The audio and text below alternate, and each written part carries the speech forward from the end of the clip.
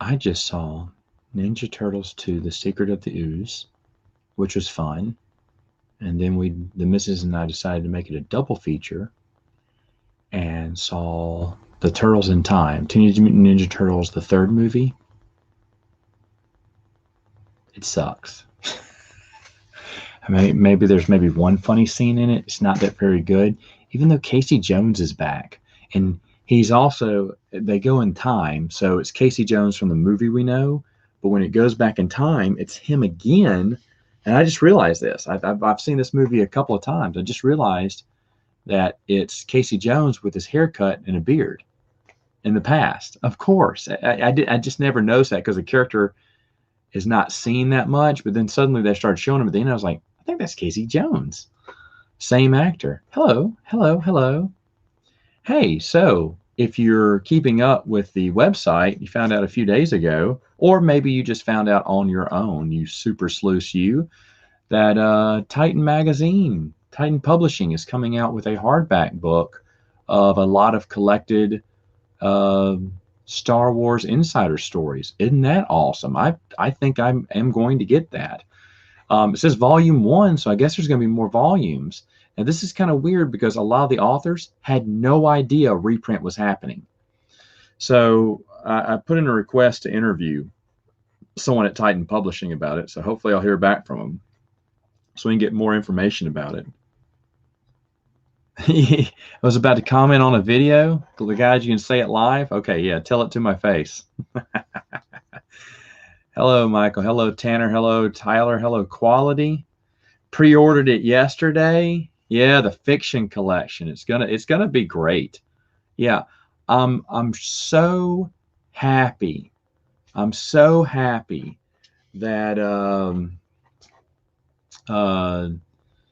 they're making those. That's gonna be great. And I don't know when volume 2 or how many volumes it's gonna be. Hello, Lance. 45 seconds is to a minute's way too long. What you mean, the New Order ones? There's something you can do on YouTube. It's just, move it down and just skip it if you don't want it. I did it for the New Order ones, but it'll go back to the regular one after that. But you can always skip it. For a while, I didn't put it in there, and people got upset because they like hearing that music. So, but anyway. Yeah, you can go ahead and click ahead. That's fine. Skip the intro. That's fine. I just know some people love the intro, so I keep it. I need to start showing these. I keep forgetting. Can I, off the top of your head right now, can you list all EU authors in order from your favorite to your least favorite? I know Kevin J. Anderson. I know Michael Stackpole. I know James Luceno I like. Dave Wolverton I like. Aaron Alston I like. I'm trying to think. Kathy Tyers, Michael P.Q. McDowell, Roger McBride Allen.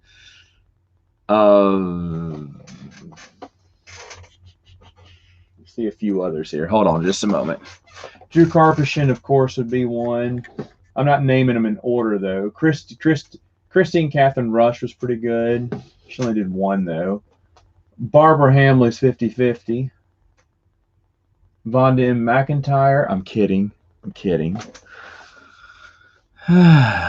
Least favorite's probably going to be, I don't know, Tim Levin, maybe. Tim Levin. I read Firefly Generations by Tim Levin this week. Not good. It's just like Dawn of the Jedi. It's awful. Yeah, there it is. Yeah, that intro is amazing. Thank you. Shut up. Shut up. That's funny. Man, I hope so. I'd love to see the young adult books get printed. That'd be awesome.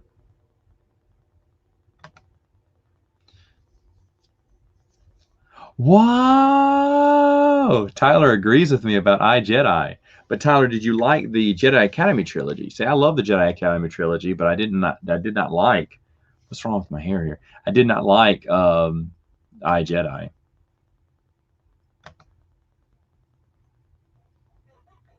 I hate the character anyway. Well, let's say that was canon, okay?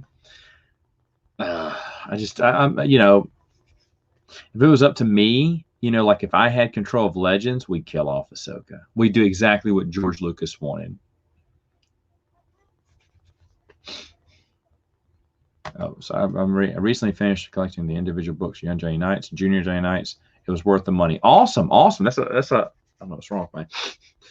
That's an awesome collection to have. Hard one to get, but awesome one to have. David Sherman, Dan Craig wrote.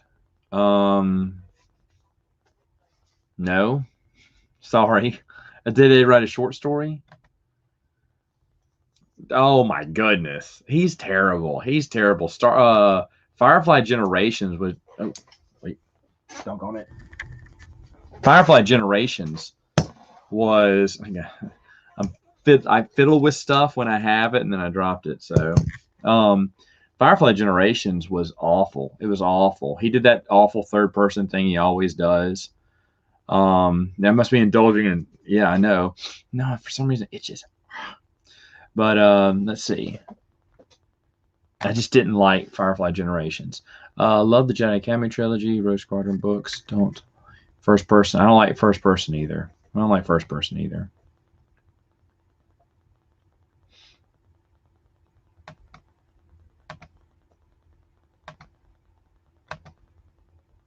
Oh, they wrote Jedi Trial.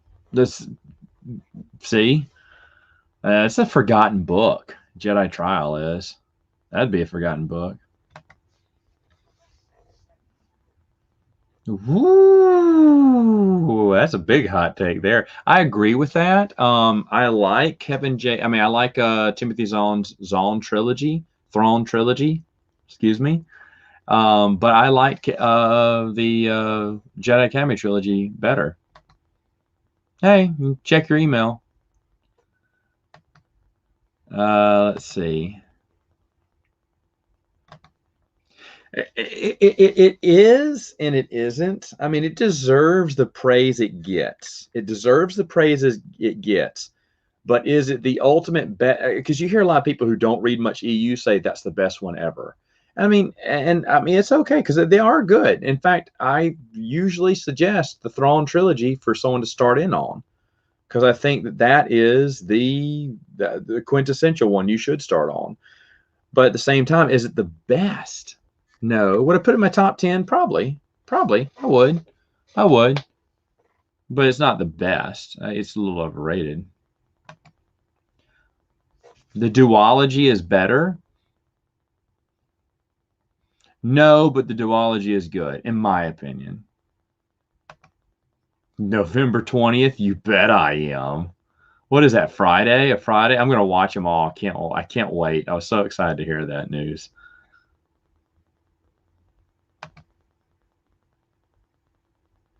Oh, I think so too. I think Jedi Academy would have made great films.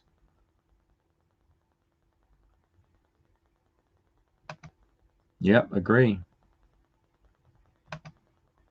Agree with that. Love New Jet Order.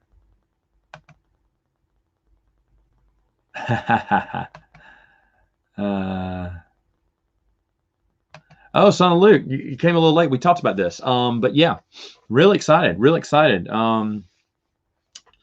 I was the one who wrote the little thing on expandinguniverse.com, but it was a pleasant surprise.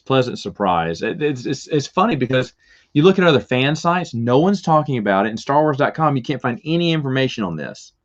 Like no one, like the expandinguniverse.com was the first one that I know fan site to post anything about it. And it's wild. There's nothing even on. I went on Titan Publishing's website and couldn't find it. I mean, it's like, why is this news being buried? This is weird. So weird. See, oh wait, what's it? What? Wait. These things keep updating. I say I don't agree with that. I think every book was great. But you know what? A lot of people would probably agree with you. How do you feel about Disney doing an animated Legend series? I mean, I don't think they would, but I don't think they should either. If Gina Tartakovsky's doing it, maybe. Truce of Bakura or Courtship of Princess Leia are both excellent ways to start too. And if you didn't want Thrawn trilogy, yeah, I'd say sure, go for that one. Yeah, I get that. Oh, the comic book, yeah, and quality. And you know how I feel about the comic book. I thought the comic book had promise. It wasn't great, but it was getting somewhere, and I was getting interested to see where it was going because John Ostrander was a good author, and I was interested to see where he was going. But you know, it's sad that didn't get finished. Yeah, I was kind of surprised they didn't add the 2003 Clone Wars, the Ewok movies, the holiday special. I'm kidding about the holiday special, but I think that would have been good. And put the Ewoks and droids cartoons on there. It's a no-brainer. Did he know about it? Because I heard a lot of authors, it was news to them too. They never knew it was those stories were getting reprinted. So, but it's just kind of weird that, no one else is reporting on it. Oh, I don't know. I'm getting old and cranky, and I don't like movies anymore. New movies. I don't know, because Trimmer 7 came out. That was the one I was looking forward to the most. If you listen to my podcast first of the year, I don't know. I mean, yeah, I like Dune, but I could have waited on that. Movies aren't coming out till 2024 anyway, right? I'm going to go see, I forgot to text a babysitter. So I'm not going to go see it, although I want to. Honest Thief by Liam Neeson. That's in theaters, and usually Liam Neeson is pretty good. And I need to see at least 5 movies in theaters if I'm going to do my top 5 movies at the end of the year. I've only seen 4. Not much playing in theaters right now. So you're going to get a Dark Knight figure? Eventually. Eventually. I'm not going to rush, but eventually, yes. I completely agree with that statement. Yeah, completely agree. True. Oh, look at this. Not sure if I have anything in it. The Kenobi Insiders. But it's odd that the cover art is my story orientation, which is not Legends. Oh, really? That is odd. It says Legends on there. I'm wondering, are they just going to mix? Now, I gotta look into this. Are they going to mix the canon in there? That's kind of odd.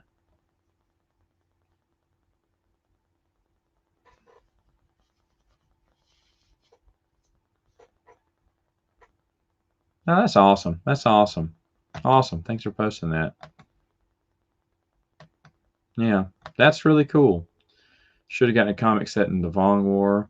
Yeah, I mean, Dark Horse did their awful comic book, but it just wasn't exciting.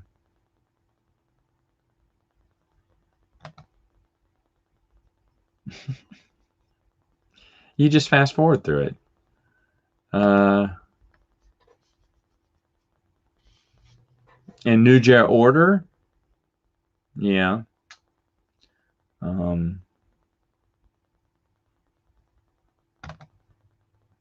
It's not mixed. Okay. It's weird that they would use. I don't know. I mean, I guess. But you know what? If it came out I guess it came out in a Titan published book or a insider story later on. I don't know. That is weird. I'd love to see it.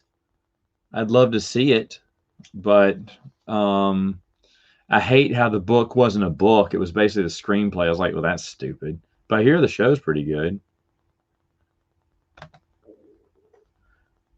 Hey, all right. Right on. Have a good night. Yeah, I don't know. Like I said, I don't know anything about this. I'll reach out to Titan the publishing, to see if I could get an interview with someone to let me know, because there's hardly that much information on it.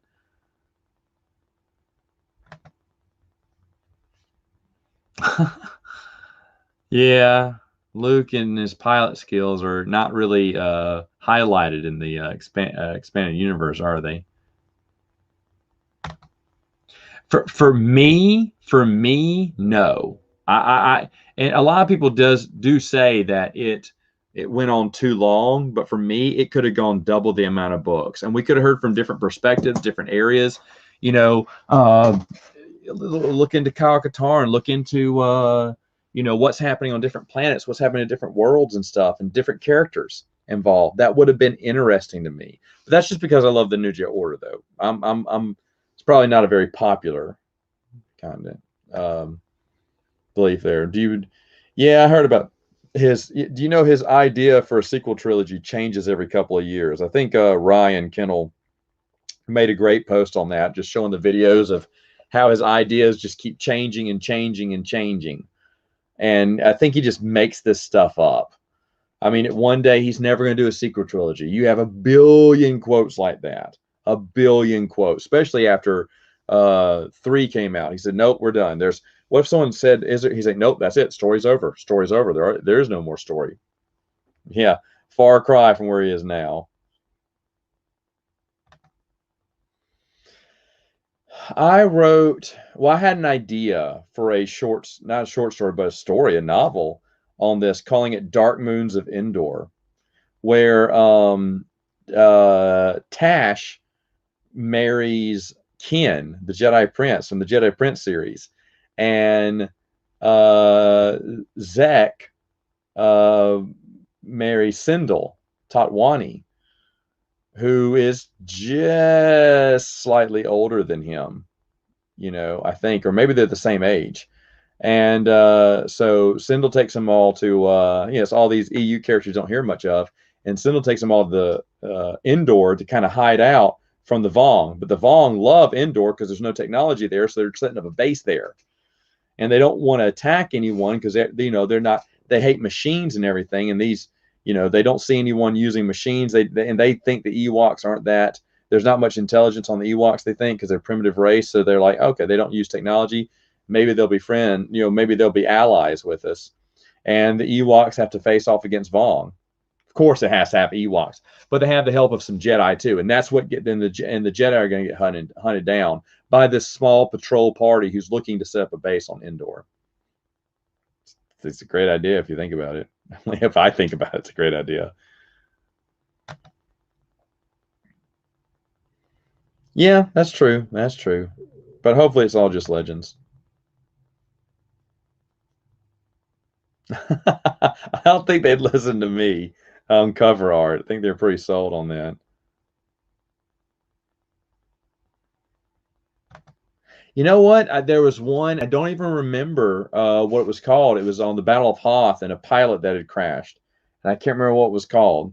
I don't watch many fan films, though.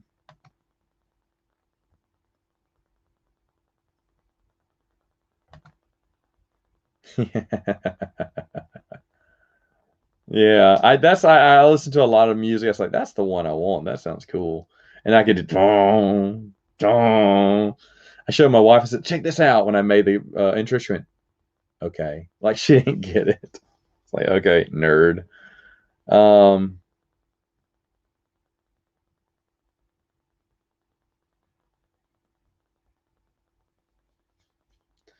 let's see there. Oh, shut up. They were the Jedi Prince books. That's funny. I don't know. But maybe Chief Chirpa finds out. Oh. And Chief Chirpa dies in this one, and Wicked has to take up he's married to Kanisha, and he has to take up what, not the throne, but the chieftain. He's chieftain now. Tebow is he's Logoray's dead.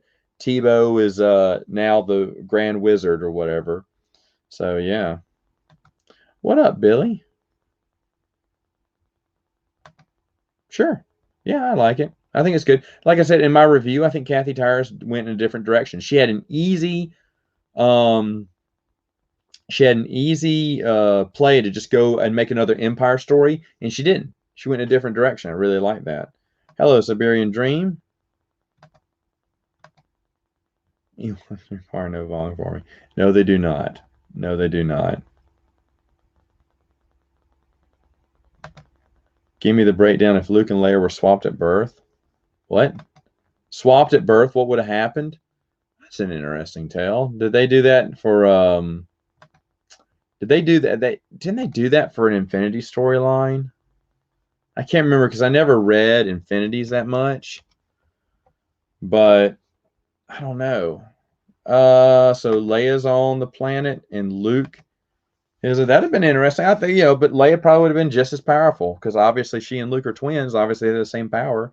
So maybe they would have switched it. Luke would have been a big leader in the Republic, or the Empire. Who knows?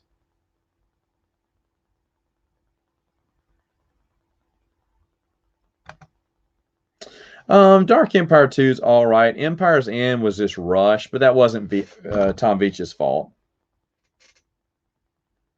But I agree. I love the first one. First one's the best one. It's just they caught lightning in a bottle on the first one. They're like, oh, we need to cash in on this, and then made two other ones. Veach was in control of it, so it was decent, but didn't capture that first one of the dark World Devastators and everything.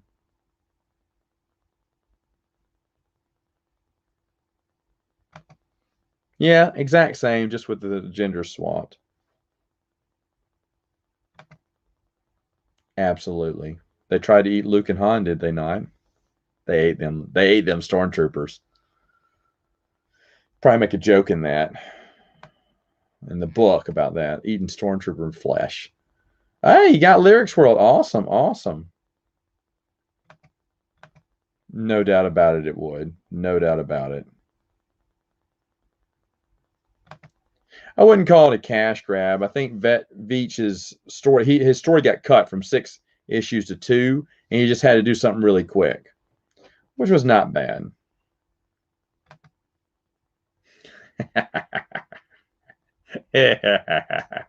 I love it. I love it. I love it. I love it. I love it. I love everything about it. It's great. Those were the fans you wanted.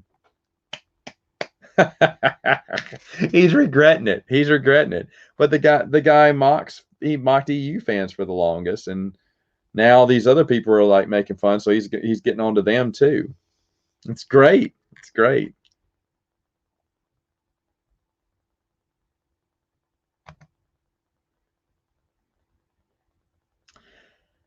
If you saw my review, it's a step down from 1. 1 is the best, 2 is okay, and 3 is like, what's the point by now? But it's only because Randy Stradley, who was running Dark Horse, that was his baby project, supposed to be the next great thing. And sure, Crimson Empire 1 was good, but he kept thinking trilogy, but didn't have anything to do.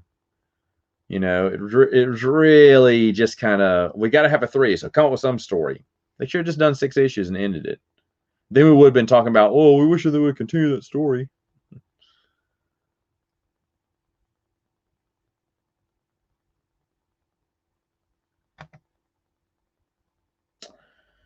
I don't know. I mean, they're allowing Titan Publishing to do a collection of Legends stories, which is a good sign. So, we see more and more of this. Maybe.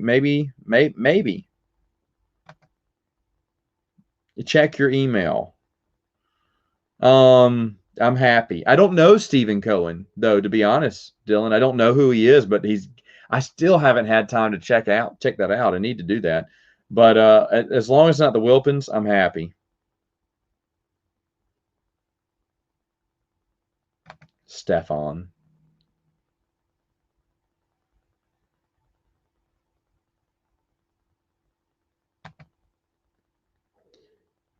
Oh, I wouldn't want to make any EU character canon. I'd want to keep them separate, personally.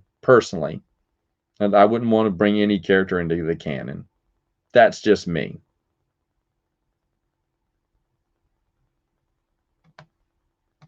Oh my gosh. Kit Fisto?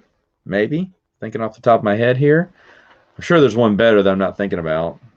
I'll just say Kit Fisto for now.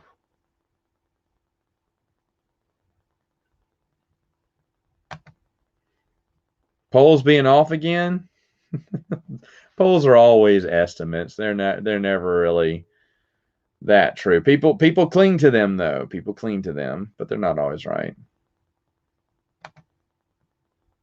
No, you can't say. Sorry, I keep trying to click on that. What do you think sounds like the most annoying recanonization of the EU over Disney? Oh, I don't know. I don't know all the new canon stuff, but yeah, I couldn't answer that one because I don't know the new stuff that well. If I had to, Skippy the Ewok. I mean, Skippy the Jedi droid. There you go. From what was it called? Star Wars Tales. There you go.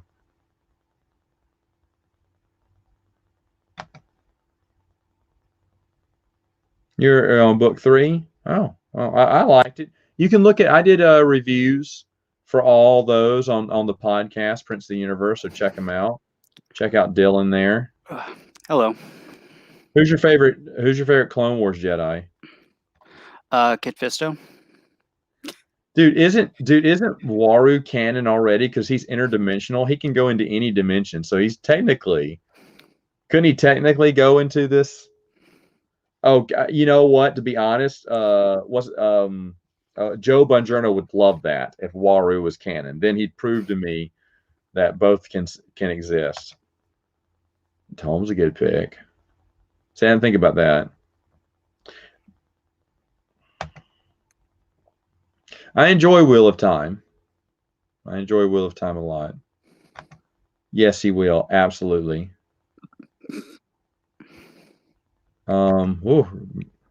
Star Wars.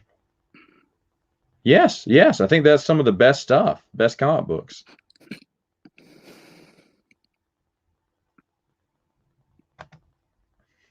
That sounds creepy, but true.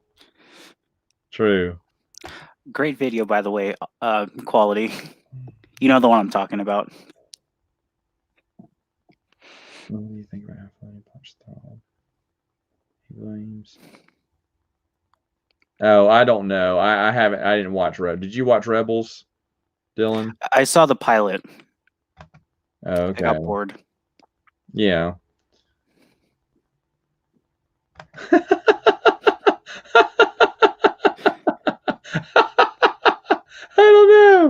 I don't know. My old age. Look how old I am. Old age. Actually, it's funny because when I have my hair long, you can't. Well, I don't know. I don't think you can see the gray. If I cut it short, you can see it.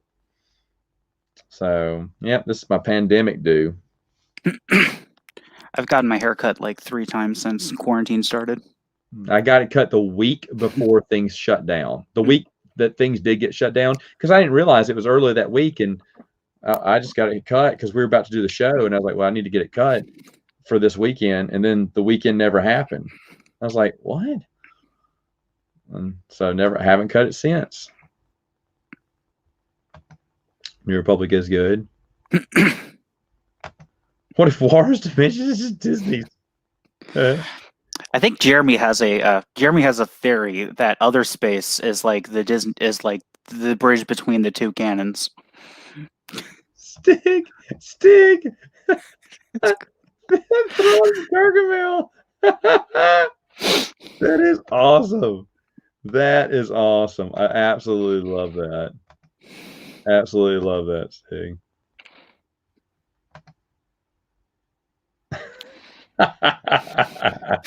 That is great. That is great. Hey, he decided to join. Hey. Let me see. So which do I think is more of an accent? 33 as I am, or 47 as transis? I'm doing well. Stig, I'm doing well. By the way, Stig just came out with a slew of videos. It's amazing. And his pictures, his top 5s are really funny. Really funny. I've been chuckling over him for a while now. Someone who doesn't watch Mandalorian, I don't. What do you think of Baby Yoda? All I know, I don't know anything about him. He got in trouble for eating eggs. That's the only thing I know, but I've never watched it. What do y'all think of Baby Yoda? He's good for memes. It basically all comes back to tilting on the inside. And it all starts, I can go back as far as about tilting. What you watching there, Sean? John Tilney. This is from John Tilney. What is interesting? Always puts babies in. Yeah, he does. It seems like it. Let's see. Let's see here. Do you like the Clone Wars series and what they did with the whole Darth Maul Mandalore arc? No, I don't like any of that. Actually. Yeah, I'd hard agree to that. All of that. Yeah. I am in my grave. And Neither. I'm in revolt about having to stay at home, work at don't home. forget me. Barbershops are open in my area. There's actually one, because I live like across the street from a college campus, so a lot of the small businesses rely on the college being open, so they're not open. So I've been trying to give them some business here and now. I'm wearing a mask here. I'm not going out much, but I'm trying to keep at least try to keep the local the local economy alive. You wanted some cool pictures or photos. All right. Pictures would be boring. What are you watching? That's for regular. Iron, you got some You got background something noise going there. on? This is the Veriscope. Hold on. Really cool. I'm gonna have to mute him. So there's slides. He's Because I'm like, not quite sure which house this is. what are you watching, Sean? So All right, chat. What do you think he's for now. watching? I don't know what he's doing. Hey, Stig. Hi. See?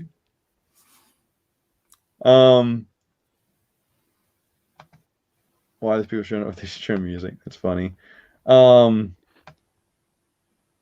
Stig, you were just hilarious. What did I do now? No, I just love your top 5. Oh yeah. There's there's 3 people that like him then. It's you and Christy and Tom from Midnight's Edge. Let's see if he's still watching videos. TCW ruining Ventress. Yeah, kinda. Yeah. A lot of overuse. A lot of the problems with TCW is just overuse of characters, I think. Yeah. It's like every time a villain runs into one of the main characters, they get level drained, basically. You could not have learned any of this without you and your team, and it's such a wonderful Don, way to can you look at our stop time here. Can you stop They whatever do you're what your watching? family did, Doctor, and that's what I want other families to take away from this. Let's be really blunt. You're still sound like- Sorry, my internet's not too good. Okay. Yeah, we were listening to whatever that was. Let's see. Yeah, I have to use. There's no Wi-Fi here. I have to use Ethernet, and it's so slow because I'm out in the middle of nowhere. Let's see. Let me get one of these other questions up here. What are your thoughts on the Clone Wars overall, the 2008 3D animated one? I mean, for me, like I said, when he did stuff with Clone Wars, I thought the clones I thought was good. Anything else like Obi-Wan, Anakin, and I hate Ahsoka, that was bad. I like Cad Bane, but even he had stupid episodes. Stig, what did you think of it? I was fine with it for the first couple of seasons, and then George went to make Red Tails, I believe, and then it went weird. It's Yeah, Red Tails came around at the same time.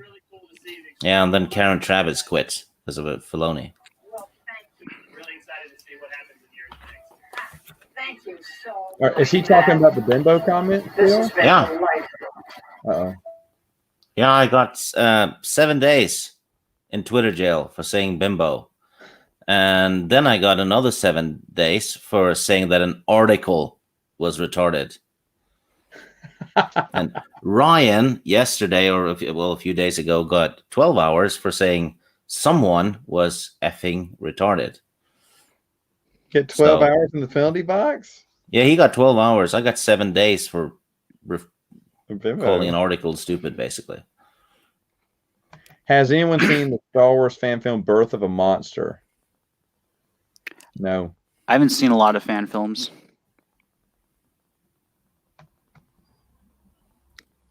What about do we like Hondo? He's all right. I don't know. The kind of stupid pirate who's all about money. I think I dropped Clone Wars before he really started like getting too involved in the series. Yeah, for me, it just wasn't. I don't know. Wasn't the best. It could have been better. The thing is, when you, and I've said this before in my review, if you watch the Clone Wars, like Filoni's Clone Wars, in between 2 and 3, it ruins 3, and a lot of reasons why. Someone tried to argue on one of my videos recently. He's like, "Oh, I think you're being a little harsh." No, they make Grievous look like an idiot. So when you get to episode 3, you're like, "Well, he's a coward. He always runs away from him, or he never gets, nothing ever goes right for him." And then Obi-Wan and Kenobi fight Dooku, what, 3 times or twice in the Clone Wars? Yet when Obi-Wan is clearly talking about, he said, "This time we do it together." He's clearly talking about episode 2. But yet Anakin, if the Clone Wars happened, should have said, "You mean like the other 2 times we faced him? Are you still hung up over that first time we faced him? We've been fighting together ever since." Remember that one time when we captured him and then like he got away, or that other time we captured him and he got away? Yeah. Yeah. I know, that's the same thing. I just thought it was dumb. Did you see what I uploaded yesterday to my channel? And I got away with it too. What'd you? Oh, yeah. All the droids? Yeah, the droids episodes, all of them. Yes, I saw that. It's not even copyrighted. That's wild. So I can actually get watch time, and if I was monetized, I'd get money for it. There you go. Weird.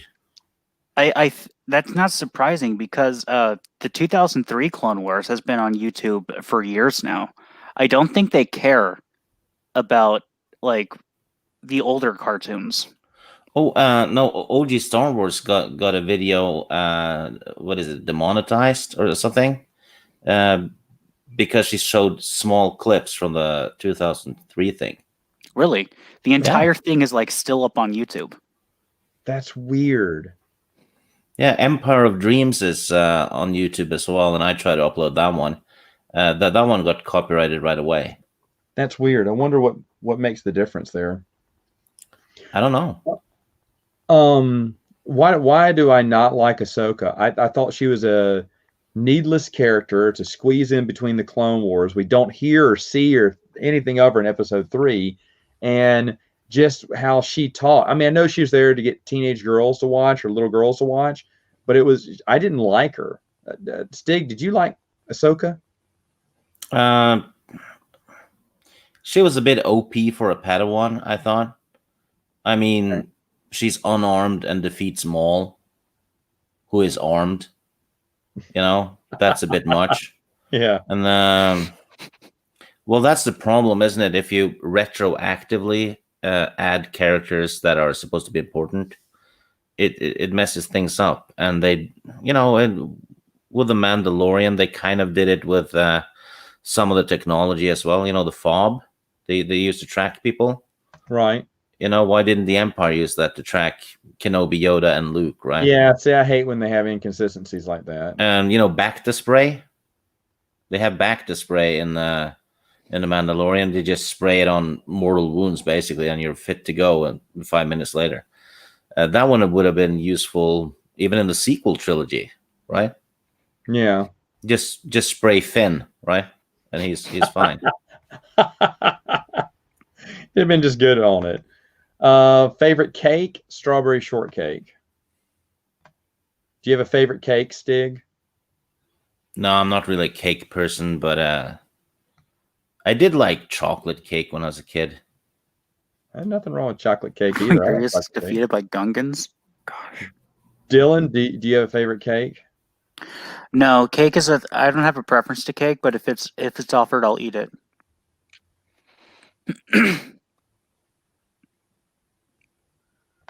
Oh yeah, I do remember Dooku captured by pirates. I thought that was stupid. I thought that was so stupid. Yeah, they could have captured Ventress instead and called her a Lanho. Matt hasn't seen Mandalorian. I haven't seen it. I don't watch the new stuff. Stig, are you watching Mandalorian? I watched the first episode and then I stopped giving a damn. Oh, the first episode of this season. The third version of what? I'm sorry. The chats are just flying in here. I'm trying to get to them all, but I'm way behind. Yeah. It was pointless. Then you need to double your efforts. I tell you what, right?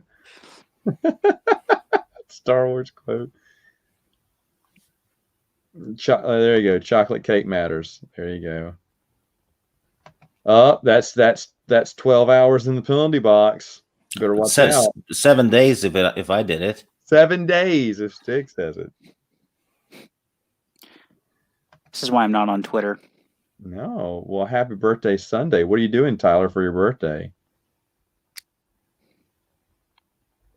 A Reese's cake. Never had it. You know what? I'm glad Dirge was Dirge was great. I love Dirge.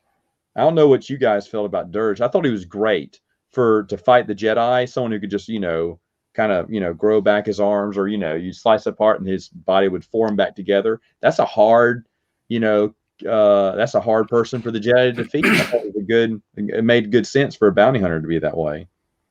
Yeah, me and OG was talking about the comics that introduced him and Ventress on Thursday.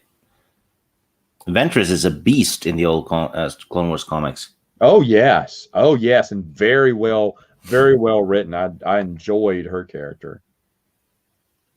Yeah, the Ewok comic books, man, they're fun. They're fun.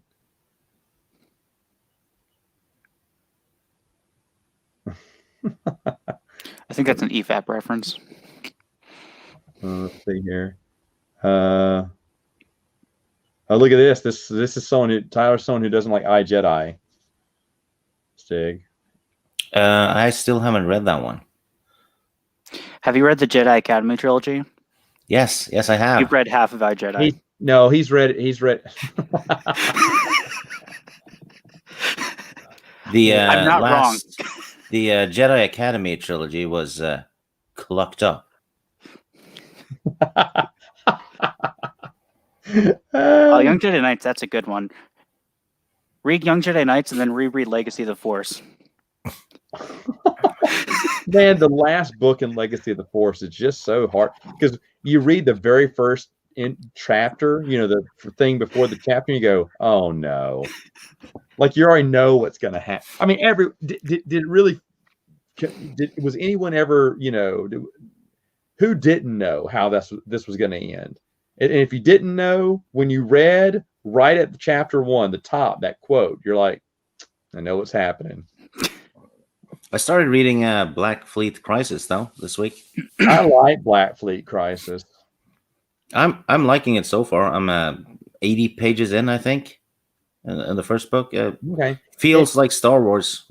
That's all I want. It feels like Star Wars. It has a great Lando story that has nothing to do with the regular story, but I don't care because it's interesting. Hey, we like the same book. It finally happened. A lot of people were mad at the first book because they thought they were going to go into Luke's mom, which was off topic. And they said, no, they can't go into to reveal Luke's mom. I said, come on. I see that all the time on like forums and stuff where people are like, hey, just reading a Black Fleet Crisis. And I think there's a huge contradiction. And it's like you don't want to spoil it for them. But at the same time, you need to like be like, you need to tell them, no, it's not a contradiction without spoiling it. So I usually just go, just keep reading. It explains it. I found one, though, early on in the book. Luke tells, I think it was Han, that Yoda was hiding on Dagobah for 200 years. Huh. Steven, I don't like that. Just in the way Maul died, I don't think there's any way coming back from that. Yeah, he got sliced in half, fell like had he just been stabbed, maybe. Well, remember, Quality found that quote from George Lucas saying, no, he's dead. He's not coming back. Because I remember reading that and going, good. They're not bringing, and that's why he cut him in half, because he didn't want them bringing him back like they brought back Boba Fett. So he wanted to prove to everyone that Darth Maul is dead. But yet now here he is. I always had him planned for my sequel. No, you didn't. No, I think that interview is full of flaws because the Maul and Darth Talon thing, that was from a canceled video game. It was supposed to be Maul's descendant teaming up with Talon, and Disney canceled it. So I think they're mixing two things up. Yeah, maybe. You never know with Lucas. Let me answer this one. Yes, I'm loving it. Obsession. Yeah, I'm almost certain they had to retcon that because did. Adi Well, Lyra Galea Cheat dies. did. Yeah, because Adi Galea dies in Obsession, and then she also has a different death in Clone Wars, so they had to retcon it so that the Clone Wars one was the correct death. But it wasn't, because those were Imperial Compnor transmissions. Which by like, so Grievous is the Jedi killer, right? And like, so therefore, like, he has like a council member on his like kill sheet, but then they just had to take it away and give it to Savage Press. This guy Exalt likes the current canon. That's fine. It's not for me, but I'm not going to stop anyone from getting it. It's to each his own. I've always thought that. Yeah, I saw that we're giving away 8 chapters of the New High Republic book already. I mean, what's that, a third of the book or something? Depends on how long it is. I don't know. Yeah. You're preaching to the choir down there. Stick agrees. Quee? Yeah, I didn't like Wedge and Quee. I liked Wedge and Quee. I guess I'm the only one. You also liked Callisto. I did like Callisto. Yeah, I won't lie. Yeah, we talked about this earlier. Yeah, it was great. In fact, my website's the only one that's published anything, put any news on that. No other fan site's talking about it, and StarWars.com sure heck isn't. In fact, you can't even find it on Titan Publishing's website. It's ridiculous. I spammed it all over Twitter though for a little bit. Yeah, good. Yeah, because this is what we should be supporting. Exactly. It's not only George that loves Twi'leks. I'll just tell you that right now. Yeah. Someone in this room is also a Twi'lek fan. Also, the Federation, maybe more than one. What, like? Let's just say he's not a Hutt Lord, but Stig would have 1 or 2 Twi'lek dancers if he lived in the Star Wars universe. I'd have 6. One for each day of the week, and then give yourself a rest on day 7. Yeah, well, 3 of them. I'd give them names. I mean, doesn't the Star Wars week have 5 days? You give them names. That's so kind of yeah, you. one would be cook, the other one would be clean, and then more naughty names for the other 4. Where's Alora? We need her. I'm telling you what. Yeah, I think the Empire would demolish the Federation. No doubt about it. Yeah, it's just a numbers game. There's more people in the Star Wars galaxy than there is in the Star Trek galaxy.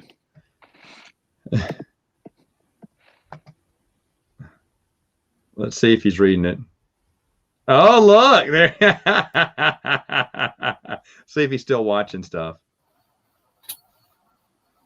No, he's done.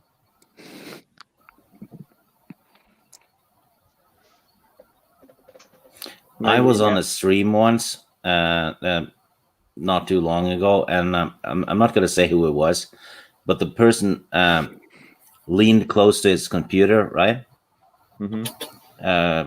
And he was on camera, and everyone on the panel and the chat saw porn reflected in his glasses. No, yeah, that's great. Yeah, I'm not going to say who. I'm not going to say who it was. Say what? I know who it was too.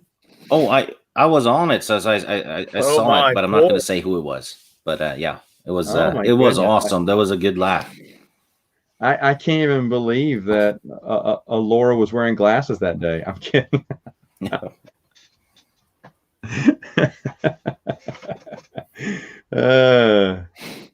Let's see. Hold on. I'm missing. Oh man, missing all these things.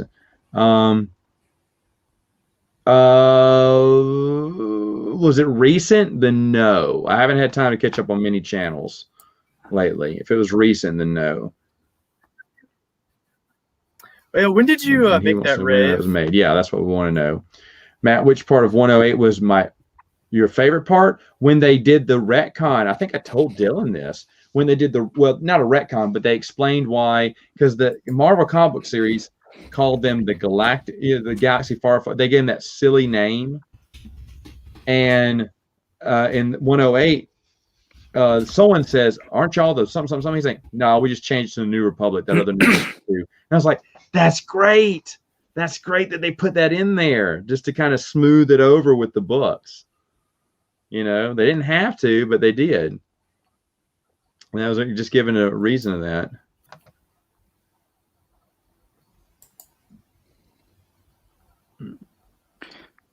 See, here's the thing, Serbian Dream. Which one? He's done so many videos like that. No, he's talking about the one. I think he's talking about the one on the Matt Chat. Because I had to talk about on Matt Chat. Matt Chat. That was a pretty good reaction. I'll do a few more when I see him, but that one was just like total garbage. And I was thinking, what is his deal? The EU fans were toxic, Stig. I don't know if you saw this, Steve, but the EU fans are toxic because they won't stop loving the EU. Oh yeah, there's I mean, almost that is what it was saying. Oh, it's I've seen tons of stuff like that. It's if you like the EU, you're gatekeeping. If you didn't like Rose Tico, you're a racist. Even though Disney whitewashed Jan Ors and renamed her Jyn Erso for Rogue One. See, I just don't.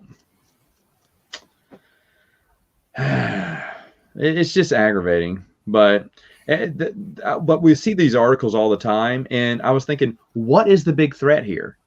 Why are we such a menace to him? And it's because there's more and more people getting interested in the expanded universe, now called Legends, and they don't like that. They want you to like what they like. You have to like this. And I'm like, why are we such a big threat? So yeah. Who was it that wrote this one?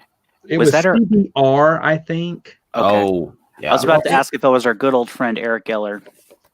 Oh no, he's kind of he's walked away from the whole thing. I think that kind of blew up in his face, to be honest. He didn't think because later on, I can't remember when, but I posted the entire email that I had with him, and just totally blew up his story. I had a last year. So some blue checkmark guy kept saying that I hate women in Star Wars and I don't want females to be fans of Star Wars and blah, blah, blah. 5 minutes later, there's 3 women defending me on that thing because I was hosting a Star Wars RPG game through Google Hangouts, and that was 3 of the players, which I had invited on. He blocked me right after. Probably deleted a tweet too. I mean, Tanner, they're still in print. Like they're you're not going to find them as easily at a bookstore, but you can still find them. Yeah.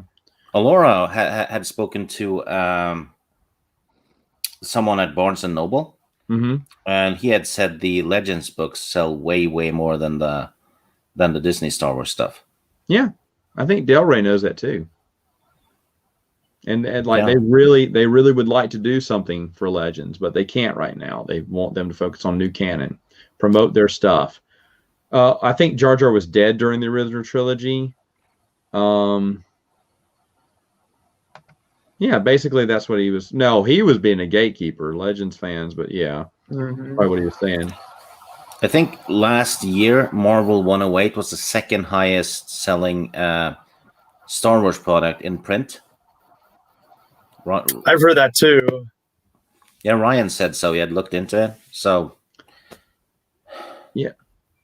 Would it be a jackass comment for me to say start on the Clone Wars novel? I don't know.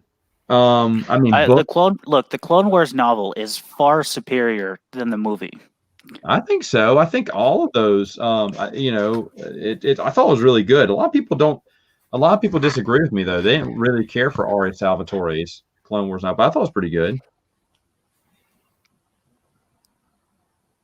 Oh my goodness, I'm so far behind. The Attack of the Clones novel you're talking about then. I thought you were talking about the Clone Wars novel by Karen Travis. Oh, the Clone Wars novel. He was just saying where to start. Rush canon, and I wouldn't say it has much more inconsistency. However, the few inconsistencies pretty much messier than the ones in Legends. Yeah, that's what I mean. Nathan Butler just from what I've read. Yeah, Nathan Butler basically gave up on establishing continuity for the new canon because it just got too messy too fast. From what I've heard about new canon fans, the new canon inconsistencies sting more because the whole point of the new story group was to stop that from happening. And then like 2 or 3 years later, they come out and say continuity is not important to them. That's false advertisement because they said when they took over, there would be perfect synergy between the comics, novels, and movies and TV shows. Yeah. You know, I really do think they do have a hierarchy of canon. They just haven't said it, publicly.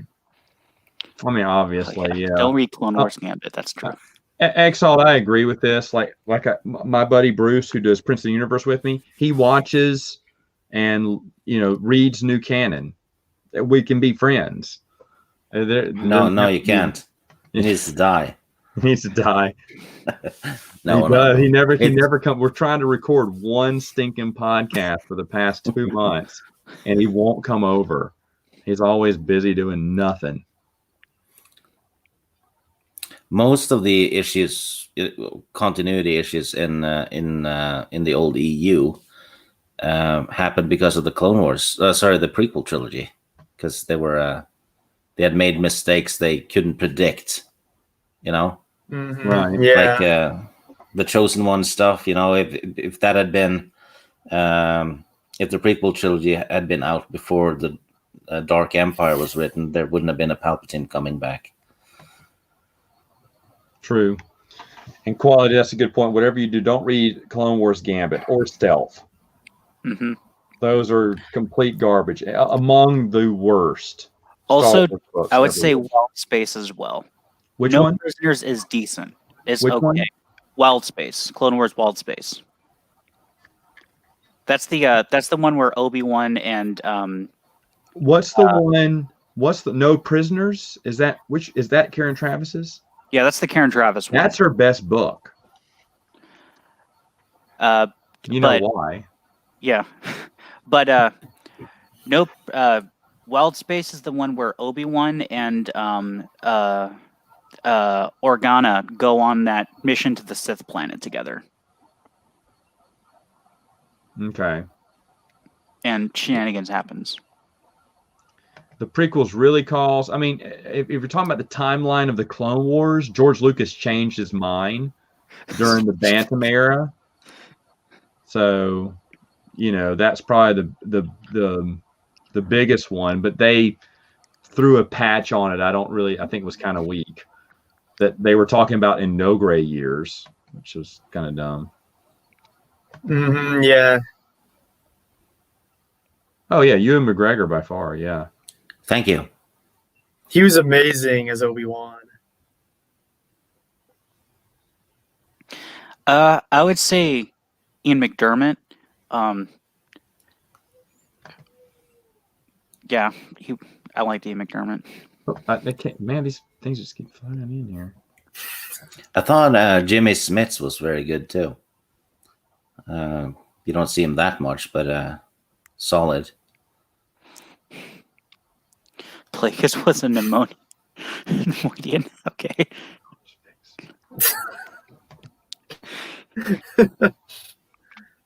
These. Yeah. Picture. Yeah, through retcons and stuff. Picture Plagueis though being a Neimoidian. He's like, this is getting out of hand. Now there are 2 of us.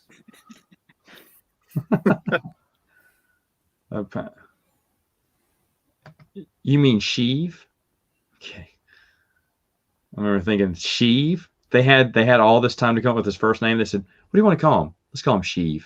There was a I forgot who said this, but someone made like a great they had a great theory on Palpatine's name because if you read the Plagueis novel, like Palpatine like talks with like an absolute disgust for his first name, and like he prefers to go to his surname because like he's proud of his family. He just doesn't like his own name, and he also like absolutely hates his father. And that's like the only thing he like hates like as much as his name is his father. So the theory is that he was basically a junior, and that's why he hated his name and went by Palpatine. Darth Jr. That would. I forgot his father's name in the. I can look it up actually. Hold on. I mean, could they come up with a dumber name? Palpatine. Why don't they just call him Wellington? Wellington Palpatine. There you go. Should have been Barry. Barry Palpatine. Hi, Barry Palpatine. Yep. How's it going, ladies? The ruler of the universe, Barry Palpatine. Barry will see you now. I told you don't call me that. Thank you very much. Not really, no. At least he wasn't named after the dog. That is great. That is great. Yeah, that was rough. But let's see. Bob Palpatine. Bob Palpatine. Bob Palpatine. We got Barack Palpatine, Indiana. Oh, no. Hanzo. It's not shit. It's not Indiana. Oh, It's the title of a porn movie. It's called In Diana Palpatine. I don't want to read that. It's like, let me see. Do I like the Force Unleashed origin for the Rebel Alliance? I did. No, because it undercuts one of Padme's last acts in the Revenge of the Sith novelization, when she tells like Bea and Mon Mothma and all them to like, you know, be like real diligent, you know, keep but like do all the rebel stuff on the side, but be good senators and like go with the regime because we need you around for like when the time is right. Actually, I changed my mind. You have a point. Yeah, I thought that was a much better start, I guess, for the seeds of the rebellion. You know what? I didn't think about that either. That's a good point. That's a good point. See, I can be reasonable. Oh, yes. I didn't say you couldn't. See, Steve and I disagree all the time, but yet he's still coming on the channel. Yeah. I don't mind. Yeah, we're not at each other's throats. I actually like this guy. Yeah. The only thing that I don't like is when people say, "Oh yeah, EU is bad because of this," and then they're factually wrong. Oh yeah, that's. Yeah, if I knew Steve wasn't going to die, I'd get him a ticket to come over here, come see me on the plane. Yeah, I'm not going over there. That place is. Well, I've never seen a more wretched hive of scum and villainy. I knew you were going to say that. That's hilarious. I mean, it is a swamp after all. Okay, here, and I'm sorry, guys. These things are just flying through, man. What would you want to happen in Force Unleashed 3? I'm going to bed. All the loose ends to be tied up. All right, I'll be there soon. Yeah, I don't know. I want a good game, and I want it to follow the EU continuity. And it kind of has to if it has Starkiller. Well, he captures Vader at the end. So what happens is what I want to know. I mean, Vader obviously gets out, but I hope he kills him, and I hope he is a clone. I hope he's not the real. Yeah. Yeah, because I know Yeah, they kind of teased you in the book, at least. I didn't play the video game. Force Unleashed 2, I didn't. Yeah, unfortunately, I think Vader has to escape, and all the main characters have to die. Because I don't know how you get back to A New Hope starting position without that happening. So I think a longer Oh cut. my, that would be interesting.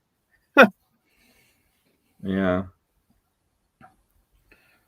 I'd rather have the novel too. Definitely, I'd rather have the novel. I got the comic yesterday, actually, of Force Unleashed. It Yeah, was Hayden one of Blackman's. Yeah, I enjoyed it. No, No, I don't think it contradicts much. I don't think it contradicts at all. I think it shows it from the story from Boba Fett's perspective, right? Yeah, I don't remember any contradictions between other stuff. I mean, I don't know. I don't remember it. I mean, right now I just remember that didn't it follow Boba Fett's side of the story? Yes, no. Doesn't the Force Unleashed kind of conflict with the EU? Yes, but a part of that is because it never got finished. Yeah.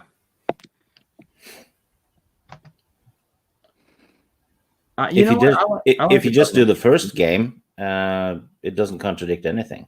Yeah, I wouldn't worry about that because Troy Denning's only responsible for a third of Legacy of the Force.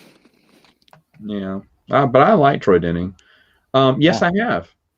Yes, I have. I haven't read Joe's new version, but it's getting done. It's in the final stages now. I talked to him just last week. I need to listen. KOTOR 2's musical score. Woo! That's good stuff. We talked about this on a More Civilized Age a while back, and I wanted to listen to that music because I think it's on YouTube. You can listen to just the music, and I want to listen to that music. I think I have the MP3 files. I can send you those if you want. My favorite track in that is Paragus Battle. That's my jam. You had to say episode, so I couldn't say use the easy answer of TCW. Yeah, that was tricky there because I was going to say that too until I saw that. I'm guessing we don't count 7, 8, and 9. Oh, if we're counting 7, 8, and 9, choose one of those. Well, I've never seen them, so that's not fair to say. Yeah, of the episodes I've seen, I think I would agree with 2. Okay. Episodes I've seen, I'd say 2 too. I probably have to say 2, but episode 2 is also the most important one. It is. It's just like pacing, I think, is its biggest issue. It has a really good first and third act, and like the second act real drags, which is like another problem, which is a problem with 6, but I think 6 does the second act a lot better than 2 does.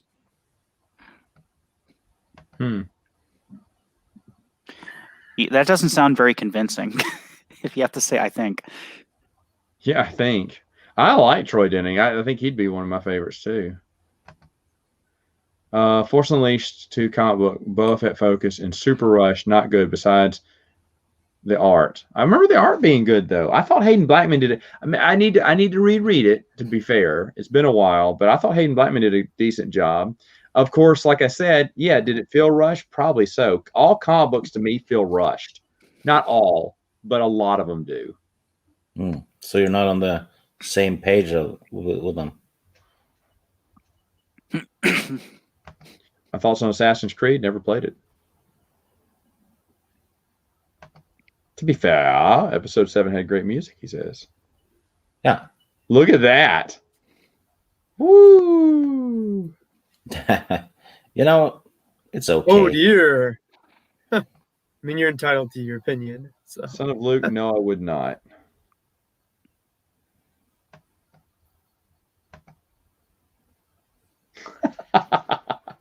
You were warned. You were warned. What do you think about the criticism of Palpatine's return to the Dark Empire? Yeah, but to be honest, I'd like that. And it's funny how every article that was hating on the EU when it got decanonized, they said the stupidest things in the EU. Emperor Palpatine coming back to life. That was dumb. He died in a Jedi. He should stay dead. What?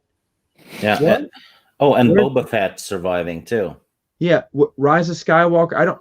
Where's the? Those articles were a dime a dozen as one of the top 5. That was one of the number 1 most stupidest things in the world. Timothy Zahn said it was the dumbest idea to put Palpatine back to life. That's stupid, stupid, stupid. And like I said, it was on the lips of everyone back when they decanonized the EU. What? Yeah, Okay. but they seem to not know that it was written before the prequel trilogy. So, if we didn't have the prequel trilogy, Palpatine coming back to life would be no problem because there wouldn't be any chosen one thing. All right, I'm gonna get my tinfoil hat real quick, right? That was one of the big things that all the media said, EU bad, EU did this bad that they did. Another one is Waru, which they haven't technically added in yet, but the story group is very favorable towards, and we probably will see something like that soon. But what's the Waru? other thing every single one of those articles on the EU hated? Skippy the droid. So what are the chances in like the Mandalorian or something? There's a Force sensitive droid that just gets added. Yeah. All I'm saying. Yeah, but What's yeah, Waru? and I agree with that. But the thing is, what's a Waru? Is that what you just said? No, I thought he said Waru. Yeah, Waru. Yeah. Waru. What is it? It's an interdimensional being from Von Oh, McIntyre's I thought it was short for a book series or something.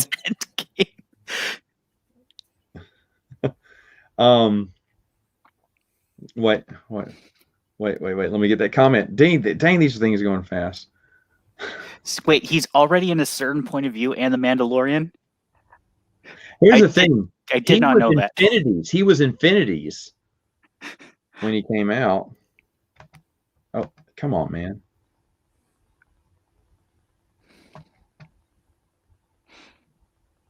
Yep. Yoda fought a mountain in the new canon. The Ewoks had a crying mountain in the comic books. I'd agree, Marvel. No, wait, I wouldn't agree. Barbara Hambly's other book was the worst for me. Look at this. Goodness gracious, these things are coming in too fast for me. Okay. Yes, Skippy is the Mandalorian. I was half joking. I didn't know that. I legitimately did not know that. What would be funny, Stig, and I don't know if it would be worth it because some of these stories are just so awful. But if you and Alora, y'all been reviewing comic books here and there. If you wanted to review Star Wars Tales,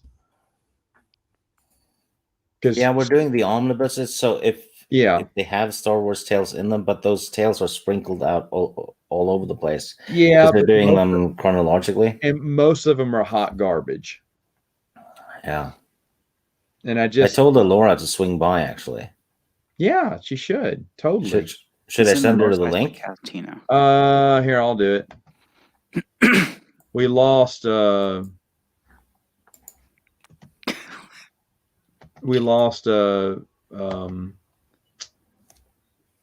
Goodness gracious, Iron.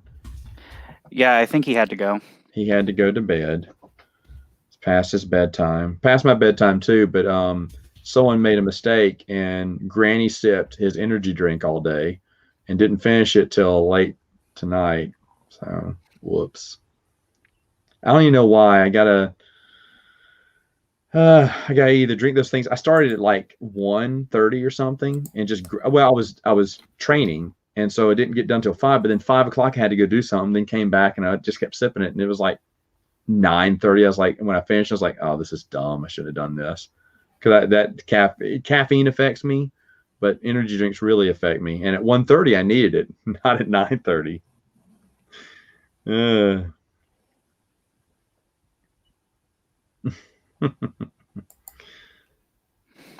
Look at that. I was just pointing out the funny thing that the articles back in 2014, 2015 were saying all these things were bad now that they're doing it. And I threw out the Skippy one as a joke. I did not know that was true. That they'd actually added Skippy. Wait, is that true? I thought that was a joke. Two people have said in chat that he was in they went to Mos Eisley, the cantina, and he was in the cantina in one of the episodes. Did they verify it was Skippy the Jedi droid? I don't know. I'm going off chat.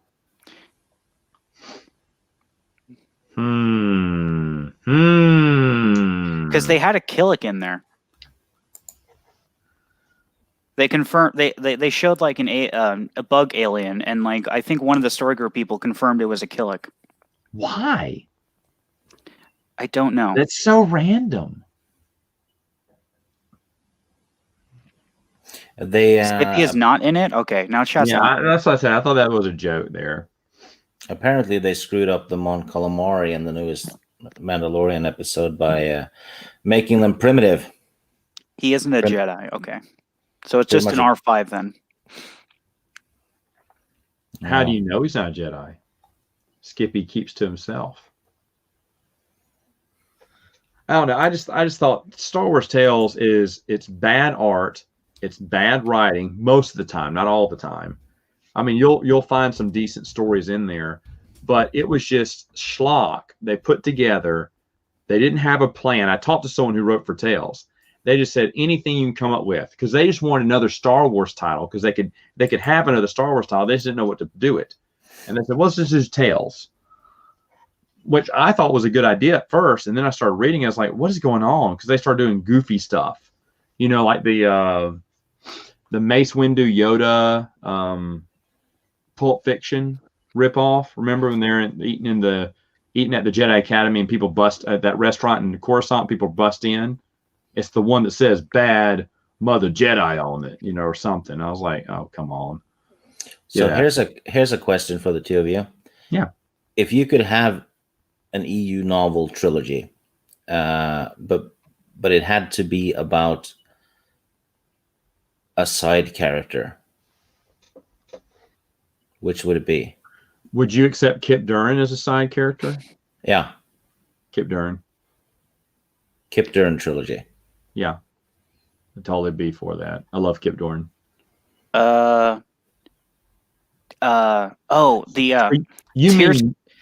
Tierce Creef, I think, the Bothan Admiral from New Jedi Order.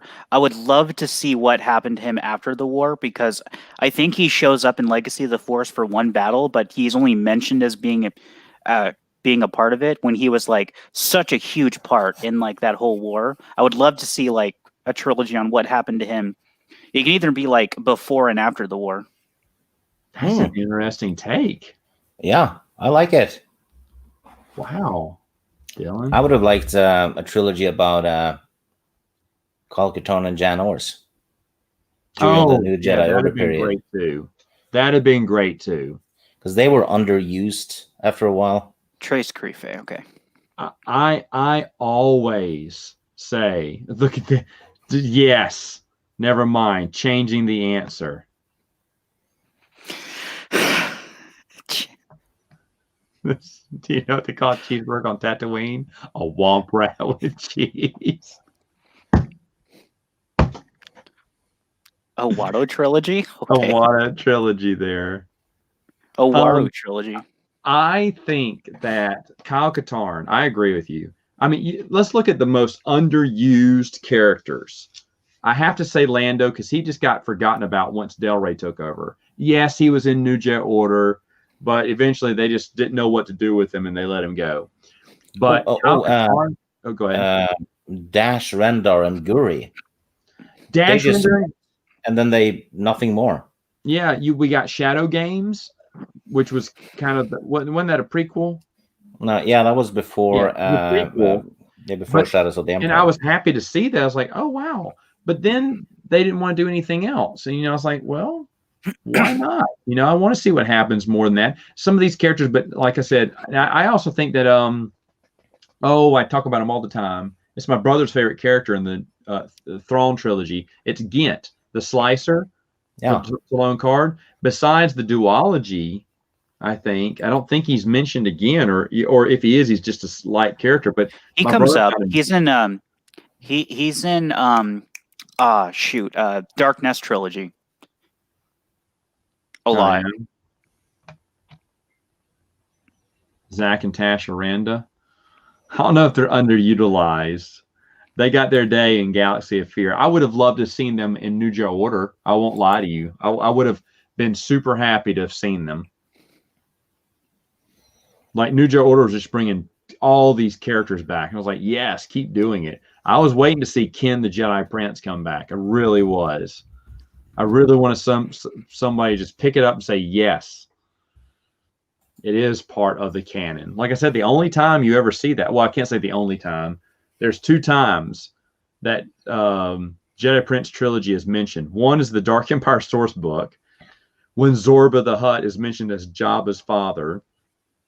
And then the other time it's mentioned is in Galaxy of Fear, when Lando is looking to buy Hologram Fun World, which I love that link in Galaxy of Fear that they did. John Whitman knew where it was at, man. He did a lot of deep study there. And yes, Exalt, I love New Jedi Order. I think it's great. Lando was one of my first Star Wars toys when I was a kid. Really? Yeah. Got first one I got was the Han Solo in the Hoth outfit.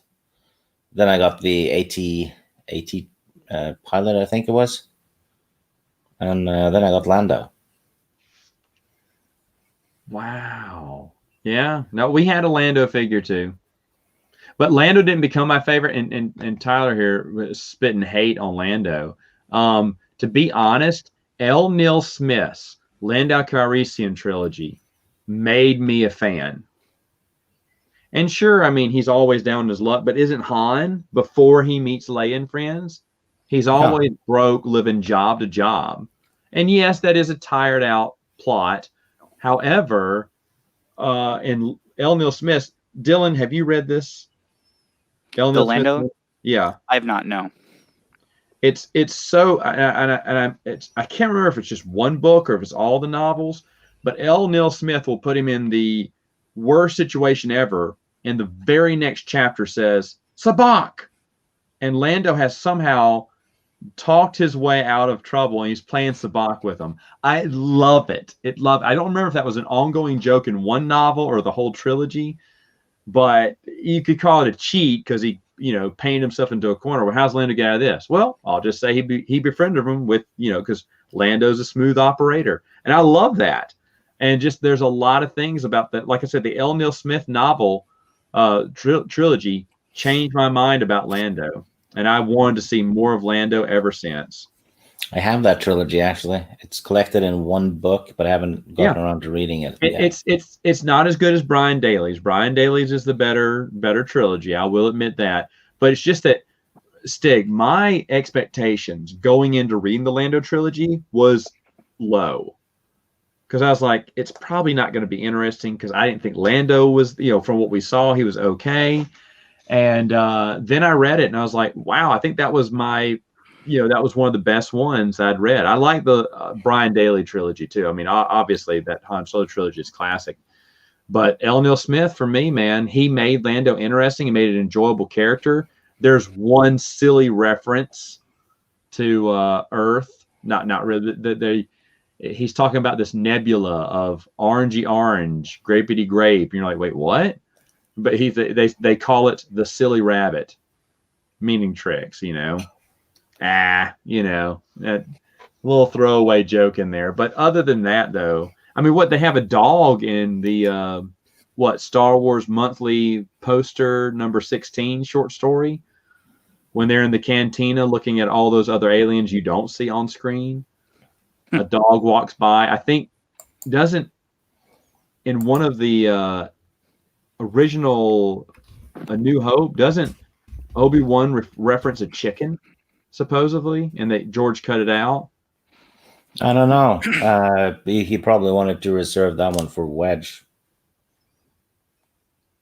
Yeah. Foreshadowing.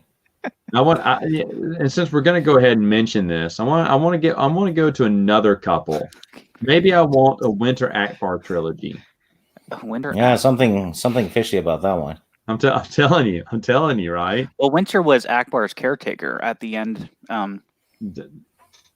Yes, she was. I want to call it Hot Calamari Nights trilogy. Ay, boy. Yeah, the caviar of Star Wars. Warming winter. There you go. A hot winter's night.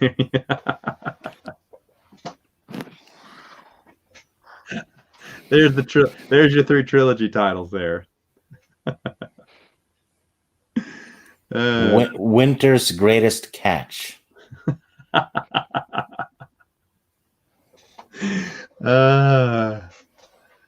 That's funny. That's funny. Dylan, you're just not going to even touch this. You're not even going to address this at all. What? Okay, here's a good idea, right? Okay. What if there was what if there was like a story that was Winter, but from her own POV, and it's just journal entries of all the times the Solo kids got kidnapped under her watch? Yeah. Quite. Yeah. Kidnapping number 742. Yeah. That was, and to be honest, I even though I love Bantam, it was time for that to change hands and moving it to someone else. Del Rey stepped up their game. I love the Bantam novels. Don't get me wrong. I love the Bantam novels, but they did fall into that someone gets kidnapped and we're all going to rescue. And you knew everything was going to be okay. Yeah, or Luke wandered off somewhere and didn't tell people. Or yeah, the Solos having like kids under their protection getting kidnapped really got old. Thankfully, New Jedi Order ended that, and they definitely didn't have a book where like a kid got under their protection also got kidnapped halfway through. You know, that's the Harrison Ford thing, because if you see most of his movies, something happens to his family. Right. You know, his dad in Indiana Jones 3, his son kills him in Star Wars Episode 7, and then there's, you know, they got my wife. He keeps saying that in half of his movies, right? Yeah. No, it's true. It's the worst dad ever. I'm telling you. That's one thing that I didn't, you know, knowing what I know about the sequel trilogy, those aren't the characters from Return of the Jedi. They just aren't. Han, it was the stupidest thing that Han leaves us. He can't take family life, so he flies back out and goes back to zero. They reset his character. It's like, what was the point of the original trilogy if they're just going to reset his character? Great video quality, by the way. I know you didn't make it. Still great video. Yeah, and then you have Luke, who have witnessed the light side of the Force bring Vader back from the dark, and then, oh yeah, my nephew is having dark side issues. I have to kill him. And then he goes off and overdoses on the Force on a rock. Well, but Luke quits. He's bitter, but he's the most optimistic person in Return of the Jedi. No one sees good in Vader but Luke. His optimism paid off in front of his eyes. And to be honest, he shouldn't have been optimistic. The dude cut off his hand earlier. I mean, there shouldn't be. He should be bitter. And no, but now that something doesn't go his way, he's bitter. He becomes a hermit. He lives. No, that's nothing. You talk about ruining, ruining a trilogy. That's how you ruin it. And they just had a new empire. It's a new empire, new set. It's just all generic. It's a carbon copy of what we've seen before. Where, to be honest, the empire was shattered. They broke them down in Bantam, finally ended them, and then Del Rey took the story into different areas. They didn't rely on talking the empire or bringing up a new empire. They could have done that. The closest thing they did was Young Johnny Knights, I think. Also, Academy and stuff. Speaking of my Twi'lek dancers, two of them are in the chat. OG Star Wars and Teresa Martin showed up. Oh, okay. Well, OG, you have an invite. I know we were also just talking about the repetitiveness of the Bantam novels, but one area where that worked was the character of Brackus. I mean, how many times did Luke's failed Princess Brackus constantly show up to try to ruin the day, and every single time Luke gave him like that one more chance, because that's just Luke.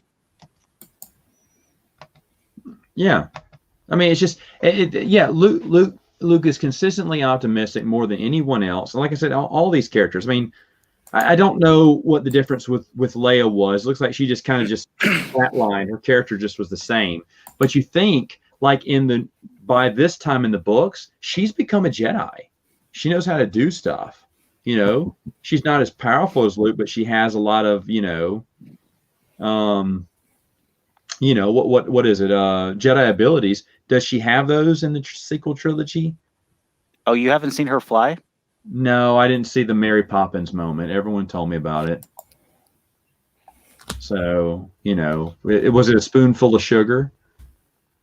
Help the medicine go down there for that movie? I don't know. My buddy who I had on my podcast talking about Last Jedi said he was done. He was done with Star Wars. I went, so you will not watch Episode 9. I need to verify that. He said, I will not be watching Episode 9. He did.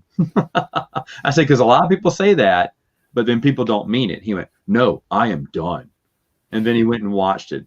And he goes, hey, can I come on and talk about Rise of Skywalker? I said, yeah, let me play this clip for you first. He went, never mind. I was like, no, I want to question you about this. He went, I'm not going to talk about that. I was just in a bad place at the time. I was like, I'm just saying, I told you, people say that and they don't mean it.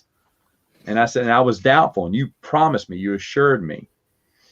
No problem, Laura, that's fine. But what am I missing here? I'm sorry.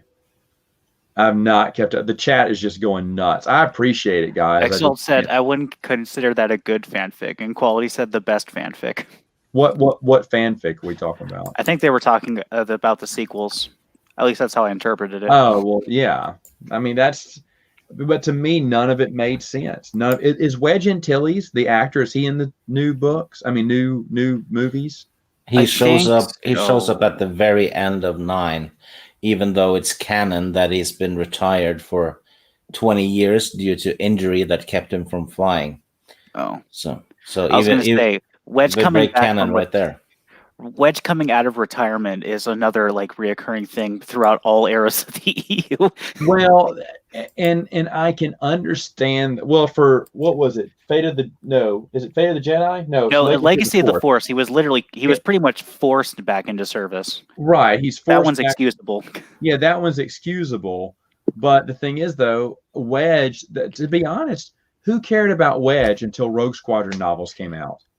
And speaking of that, man, that scene, and I think it was Betrayal, when Wedge has been forced into this situation, and it's at one of the meetings between the two factions to try to stop the war from happening, and he sees his buddy Tycho at the other end of the meeting, and they haven't seen each other since the Vong War, and they come together and hug and start catching up, and then they realize that they're wearing the uniform of the other side. Such a great moment. Dylan, what are you reading right now? I know what Stig's reading. I've been stuck on this for about 3 months, not because it's a boring book, but because I've been so busy I haven't had time to sit down and read it. So is that the first time you've read through A.C. Crispin's, or second? Yeah, first. First time? You've never read A.C. Crispin's? I didn't know that. They're good. Yeah, they are. They're good. And why they're good is because when I mentioned this, when A.C. Crispin and Bondi and McIntyre both got asked to write books, the authors, including Kevin J. Anderson especially, reached out to him and said, hey guys, if you need any help, you need any ideas or kind of a feel for what's like writing with Star Wars, just let me know. We're happy to help. Bondi and McIntyre didn't accept anyone's help and wrote her own book. A.C. Crispin wanted authors' opinions, gave submitted pieces of her stuff. Like, is this right? What's the best pacing? And she wanted to make a good trilogy. She was already established Star Trek writer, but she wanted to make a good trilogy of books and novels for Star Wars fans, and she wanted to make it feel like Star Wars. And Kevin J. Anderson talked about her because she passed away the same time Aaron Alston did. And it kind of gotten buried in the news because Aaron Alston was the bigger name and no one really remembered A.C. Crispin. And so at the Dragon Con, the year they died, I think they did a memorial or whatever for them, where they just talked about, you know, funny stories with Aaron Alston. And everyone was there for Aaron Alston, but Kevin J. Anderson was there for A.C. Crispin, and he would tell A.C. Crispin stories, and basically about how she wanted to make sure she delivered a great Star Wars trilogy that felt like she knew Han Solo was a beloved character. You don't mess with Han Solo. You want to make it feel like the character from the movies and from the EU, and that she did a lot of study and a lot of hard work. And even though Kevin J., you know, you don't talk bad about other authors, I guess, he just said there are other authors that came in out from the outside and didn't ask for their opinion, and their book kind of got passed over by fans. And I knew he was talking about Vonda and McIntyre, but you won't get him to admit that. Oh, look at that. I didn't know that. Wrote a novelization of V. I didn't know that. See, I don't know much about A.C. Crispin besides the new Han Solo books. I think Waru would be too much for Abeloth. I don't know if Abeloth could handle Waru. Oh, are you? I saw that. I just can't find. There it is. Since she's a personification of the dark side, I guess she would win, but I'd go Waru all the way.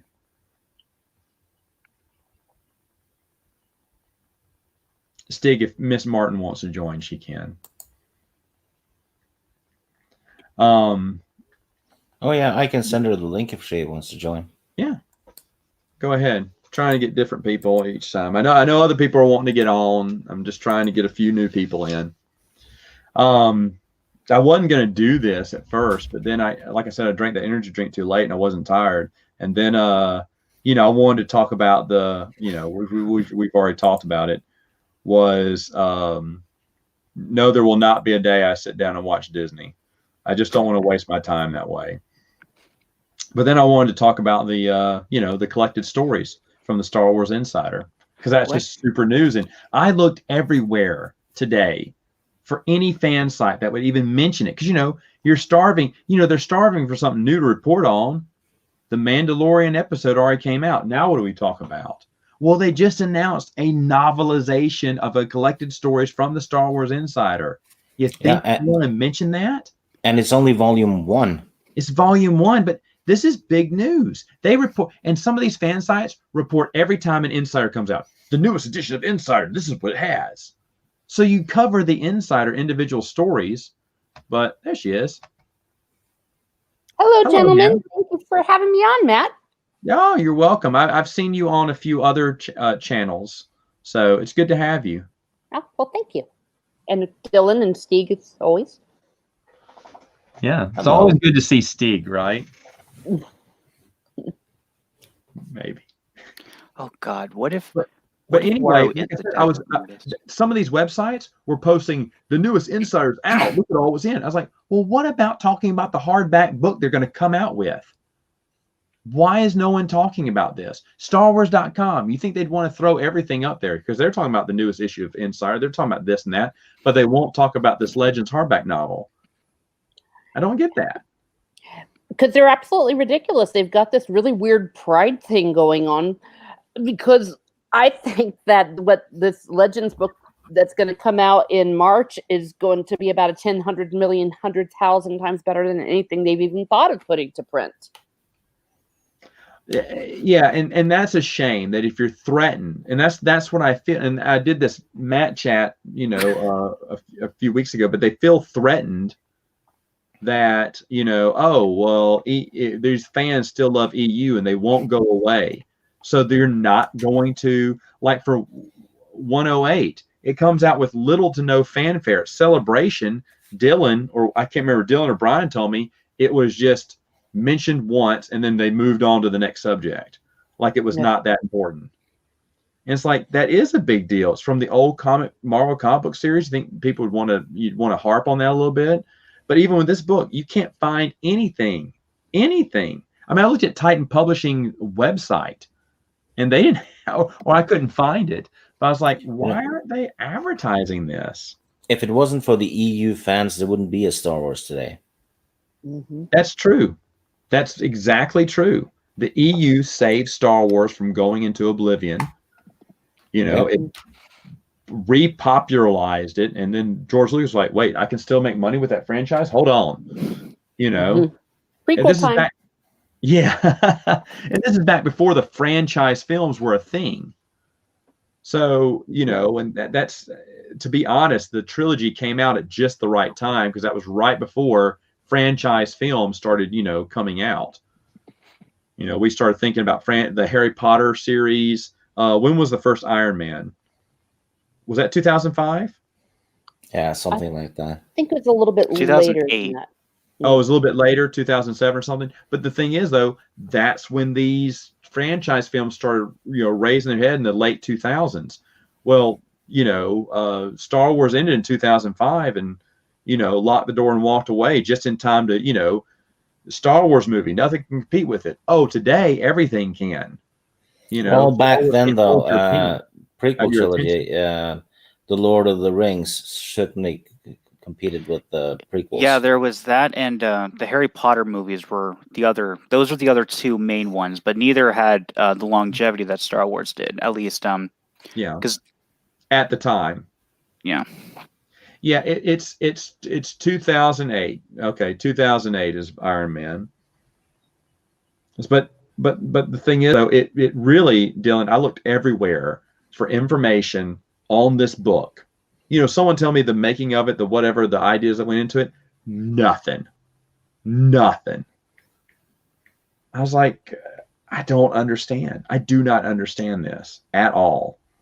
Aren't we supposed to celebrate all Star Wars?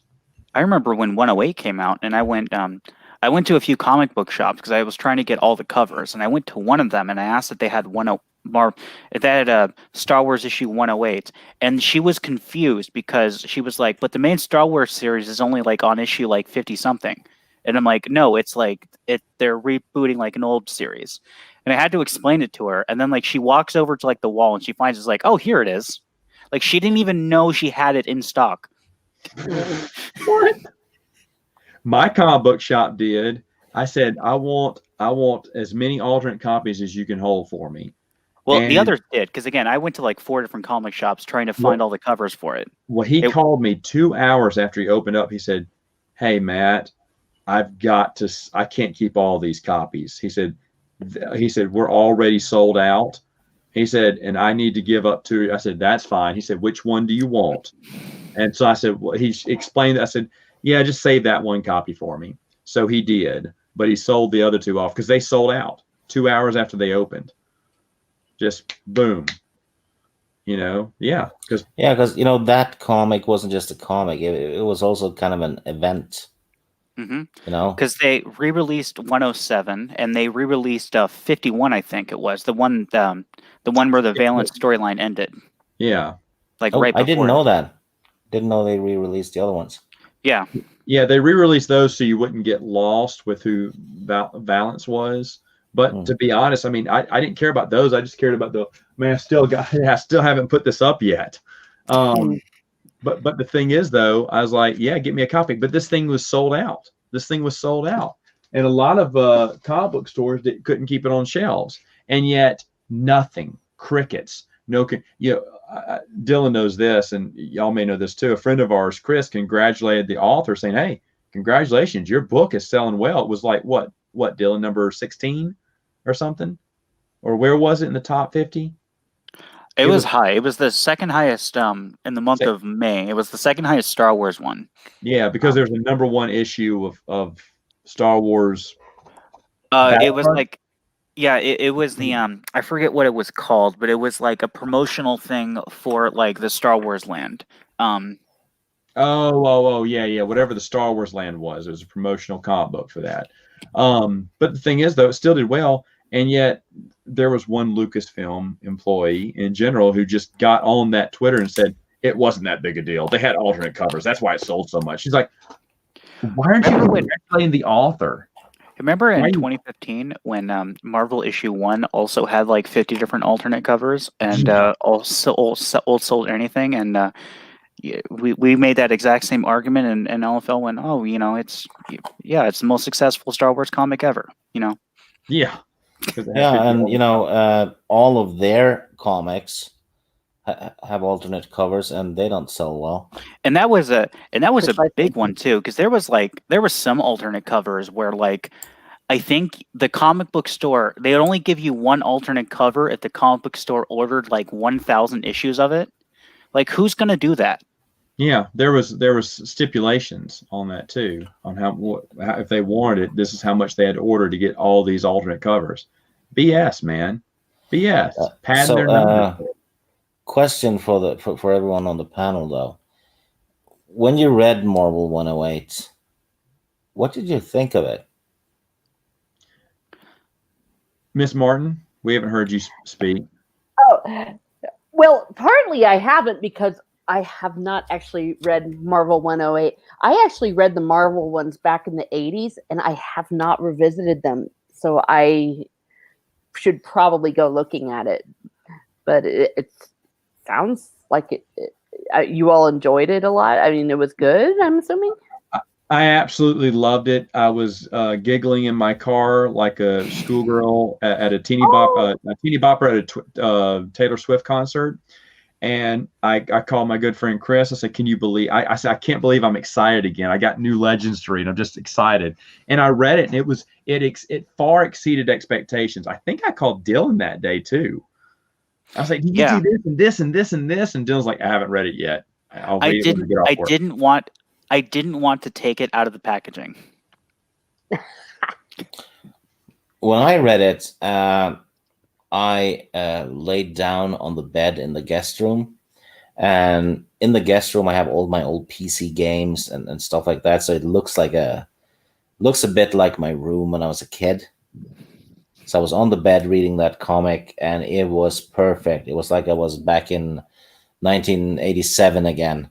So I had the perfect experience and the surroundings. I loved it. I give it a rock solid 8 out of 10. Yeah.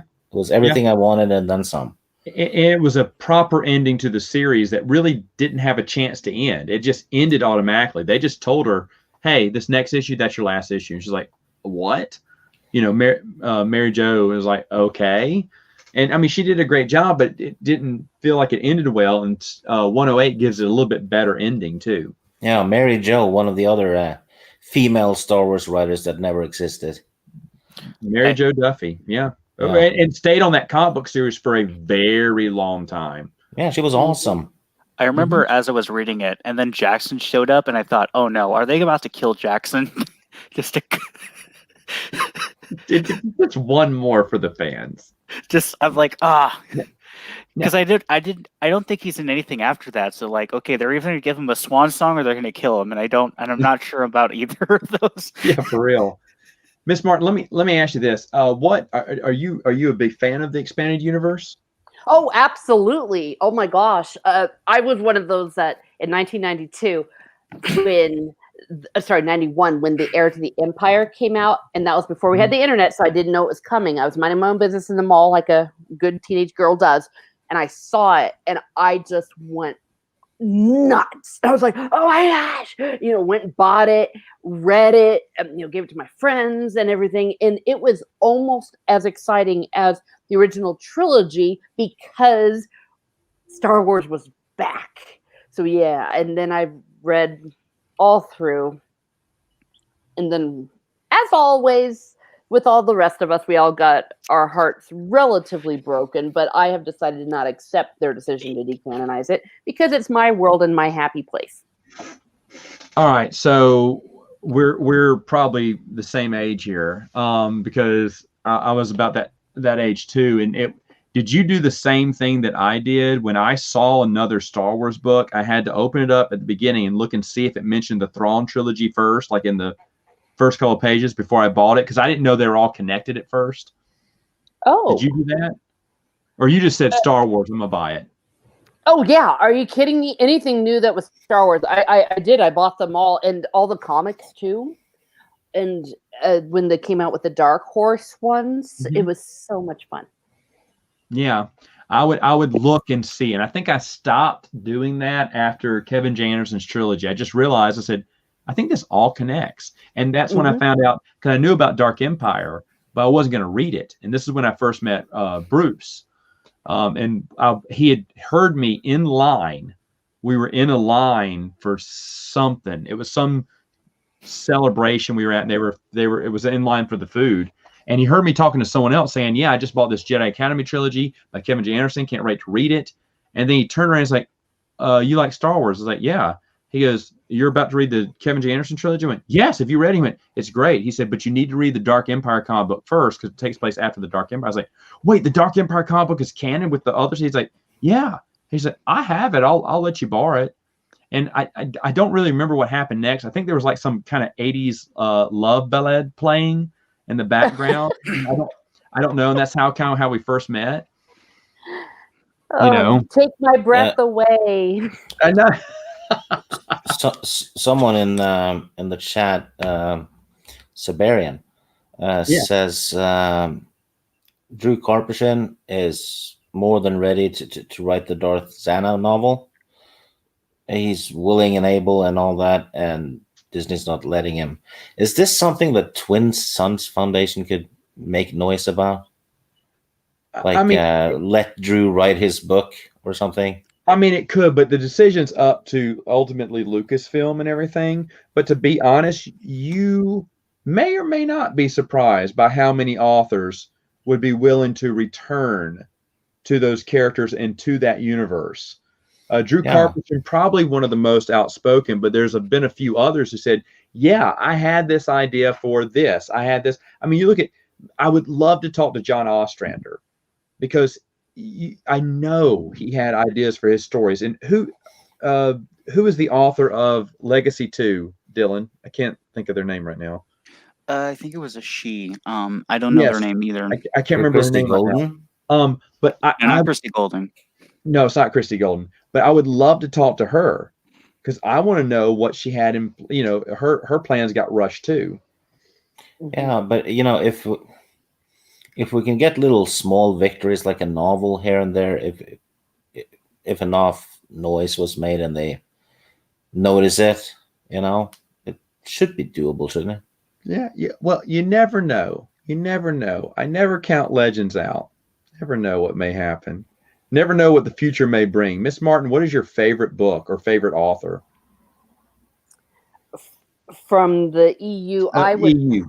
Yes, I would probably say it would be Michael Stackpole and Aaron Alston.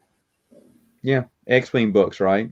Yes, those were amazing. I love the Thrawn trilogy, and I love the duology, The Hand of Thrawn, but those X-Wing books and the way they work together to make those and put in the comics, it was amazing. It was some of the best fun I've had reading that series. For me, the Rogue Squadron comic books were a miss, except for the Baron Fell story arc, which I really did enjoy. The Making of Baron Fell is a masterpiece. But, you know, Stackpole in interviews said that, he said, I'm going to tie my comic books into the first novel. And he never did. And so that always bothered me. I was like, was it leading? And then I did reviews on some of the story arcs. Some of them I did not like at all, while others I thought were decent. I think in Back to War, one of the pilots from the comic showed up briefly. Oh, really? Okay. Yeah, one of the came back for a little bit.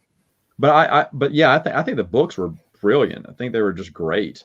And I was hoping the comic books, he didn't translate well. The only person, that's a lie. 2 people have done it successfully, like written a good novel and a good comic book series. Of course, that's my man, Kevin J. Anderson, with, oh goodness, Dylan, my brain's not working at this time of night. What was the Tales of the Jedi? Tales of the Jedi. And then, for me, in any of his novels. And then John Jackson Miller did it too. Knights of the Old Republic, great comic book series, and Obi-Wan, or Kenobi novel. Really a fine novel. Yeah, that's probably one of my favorite Star Wars books. It's good. It's really good. Yeah. Now, I would argue I like the Michael Stackpole. I like his X-Wings and I liked Union. I know You it's like a chick Union? flick, so Wow. total chick flick, but No way did you like Union. I love that. sorry, I'm a girl. What can I say? I love that. I It was thought Union should have fun. been in a book. I agree that we should have seen it happen. Yeah. Well, I Union mean, should have had a better artist because I couldn't tell who everyone was. awful. Awful. Even the cover art was bad. Oh, I know. I okay. I will say objectively, I will admit it was bad. But You it wanted to was see nice. Mara and Luke get married. Yes, Dang and it. her pretty And- wedding dress. There you go. They had Yeah. 2 weddings. Yeah, they had 2 weddings. And a funeral. Yeah. The last time we I ever think saw that- Thrawn, I think Mars Stackpole did in that comic what he was supposed to do with Union. It was wedding porn, and he did it. Who wrote Chewbacca? Oh, you know what? Let's just look this up. Yeah, look that up for me, Dylan. Obviously, it wasn't an author. Wikipedia. Everyone Google. You know, I used to make Gary updates. Duggan. Who? Gary Duggan. Okay. Yeah. Is there anyone else, an author who wrote a comic book and a book? Timothy Zahn. By the Emperor's Hand. Emperor's Hand. Okay. It was okay. Hayden Blackman, technically. Hayden Blackman. I knew you were going to mention Hayden Blackman, but I don't. That shocked me. That Ruins of Dantooine has his name on it, because for some reason I never saw that until Chris pointed that out. I was like, wait, what? I got my copy. I said, surely not. For years I've been walking around. I know about this novel, and I've never noticed his name was on the front cover. Chris goes, yeah, no, I didn't realize that too. It's like, wow, Ruins of Dantooine, the worst cover in all EU novels. I think Scourge has a worse cover. Oh yeah, Scourge is bad. No, I actually just got that one, and I was like, "What the heck is this?" All right, here we go. We're gonna get chat. We're gonna need you for this. We're gonna need you to break this tie. Hold on. Where is it? Oh, here it is. Oh. This is your novel. I mean, this is your cover. A cheap video game snapshot, screenshot. Yeah, this is worse. This is way worse. That one wins. That's just awful. It looks like the intro video from a video game from 1996 or something. Yeah, it looks like someone was playing Star Wars Galaxy, did a screenshot and said, hey, put this on the cover of your novel. Okay. I want that book, though, because it looks so shit. I have to own it. For a moment. Hey, read it and remind me what it's about. Yeah. Hold on, Stick. I'll tell you why you should read it. Dylan knows why. I've made a joke about it. Hold on. Where's the picture of the author? Oh wait, does she not have a picture in here? What was her name? Veronica Whitney Robinson. I thought she had a picture of her about the author. No, she doesn't. Look her up. Veronica Whitney Robinson. Stig on Wikipedia. I'll Google her. She's pretty darn cute.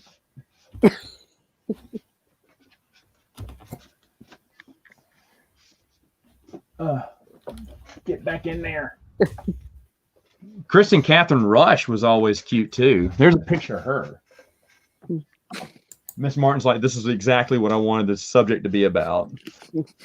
Well, I can say objectively speaking that none of the male authors were very cute, but they were lovely and nice. But look at that. Oh, I found her. Veronica? Yeah. Hello there.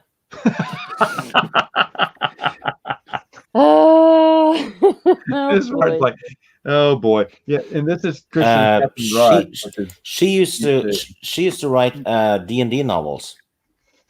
Oh, really? Yes, I had some of her D&D novels. Well, maybe we get a few I more. think hold on. I wrote her. I read her Double D novels.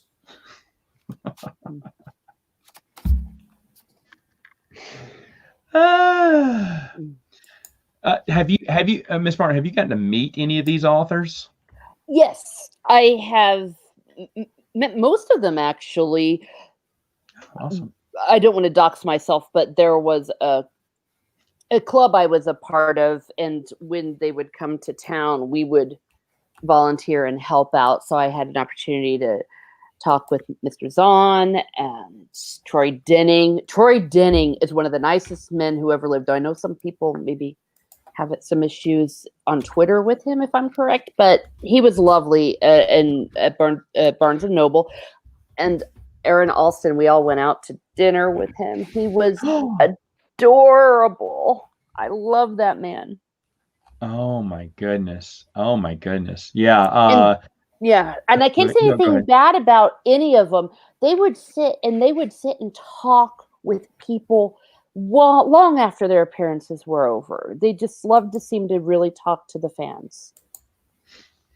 Yeah, no, Troy Denning, I spoke to him at the Pensacon one year. It was when I was writing the story for Sequart, actually. I had to drop names just because I wanted I wanted to talk to him. I said, hey, look, I'm working with, and I named the editors. He went, oh yeah, I know them. I said, yeah.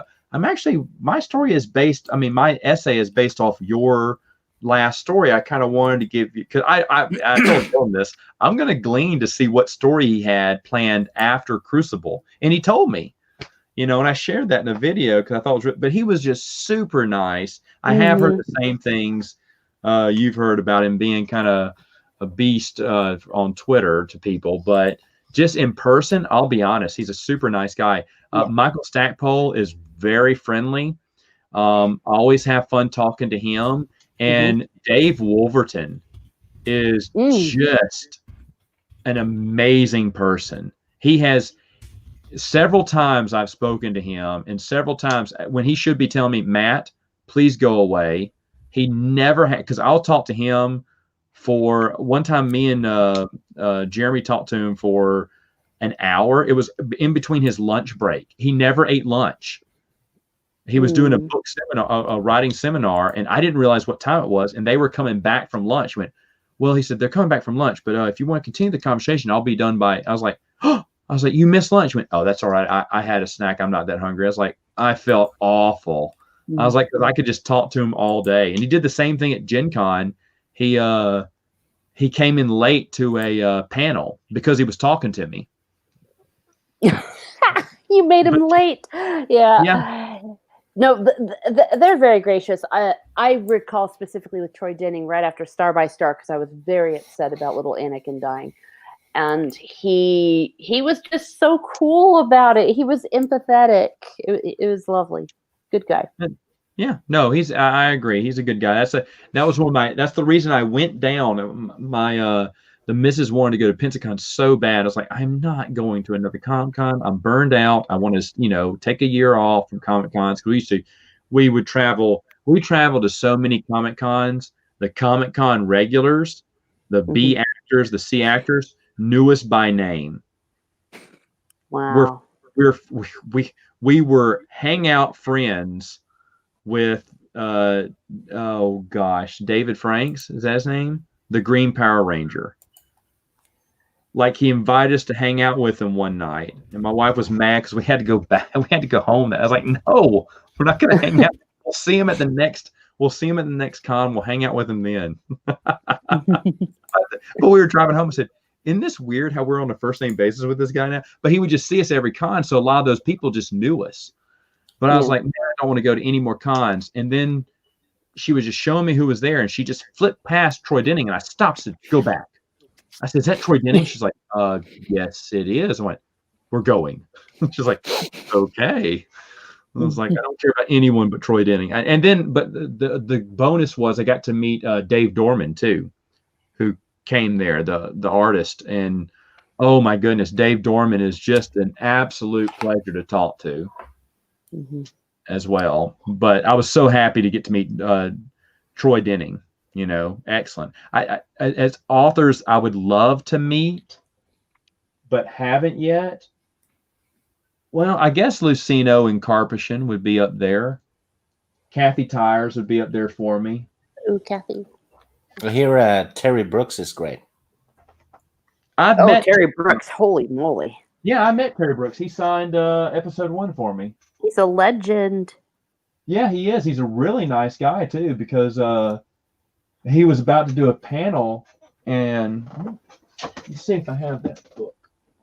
And, He has a chapter about writing for George Lucas in his book on writing, basically. So you get a lot of insight on how he worked with George Lucas.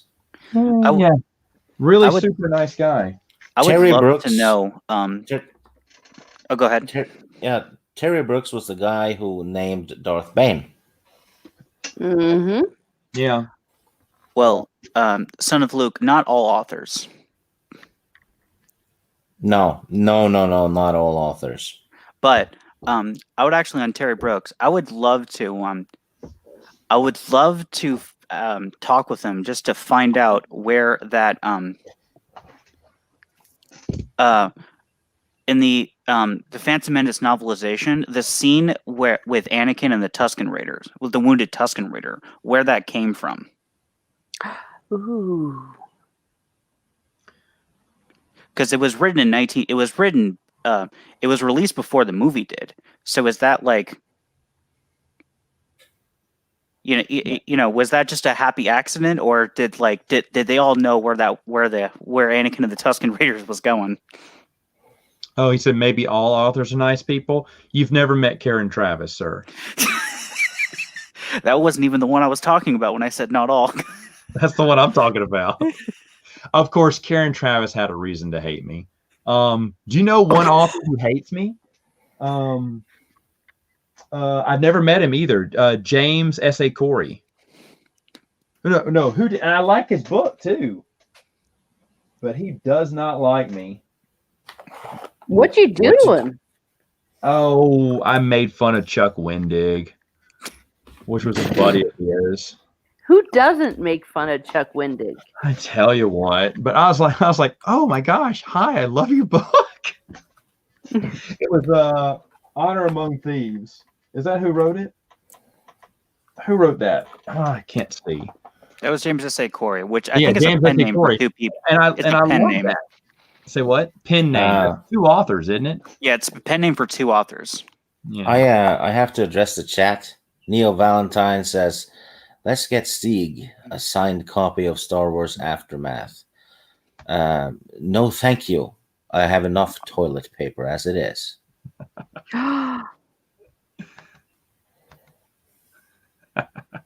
Ooh. I tell you what, shots fired. The joke was, and Dylan knows this, we were going up to Gen Con. Was it Gen Con? And Chuck Wendig was going to be there? And I said, wouldn't it be funny if I went to go take a picture with him, but I put on my costume, my Chuck Wendig? I don't think you're allowed to take pictures with the gorillas in the zoo. Oh my gosh. So I just looked it up. A signed copy of Star Wars Aftermath by Chuck Wendig, the first edition 2015 hardcover, is currently going for $19.99 on eBay. Oh wow, so much. That much. Well, there's a few. There's one that's $125, and then there's one that's $22.99. That one's $50. That one's $30. That one's about $60. That one's $40. Isn't it bad for the paper though if it's signed in crayons?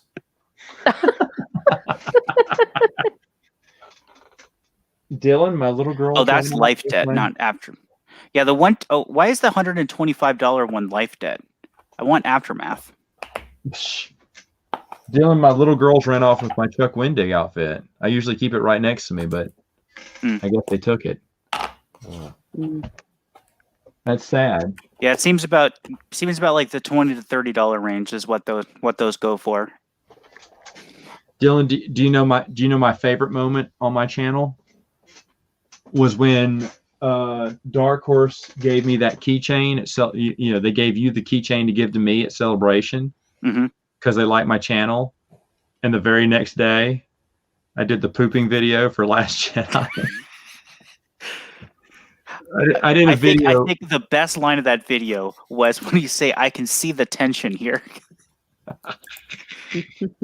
Miss Martin, everyone wanted me to do a Last Jedi trailer reaction. I said, guys, I don't care about the movie. So I said, fine. So I did a fake trailer and then played it on my computer and me watching it. And it was all fake, so I could show the trailer. But it started off as, I think the very first opening of Last Jedi. And then as it fades to black and then fades back in, it's just a montage of all these dogs pooping. Oh my gosh. And I'm here going, oh, wow. Oh, I think I'm going to see the Millennium Falcon or whatever. I can't remember what I said, but I was like, I really feel the tension here. And I was like, oh, wow, and then it fades to black again and then it goes Star Wars, The Last Jedi. I was like, well done. Well done. Also, Tyler G is correct. I've seen that signature, and it's definitely a signature, I guess. It's a C and some squiggles. Let me ask you this, Miss Martin. Do you have a least favorite Star Wars novel? I do. I'm really kind of frightened to, Go ahead. tell you. No, I what is it? In general. Yeah. No, it's just tell me. the Jedi Academy trilogy.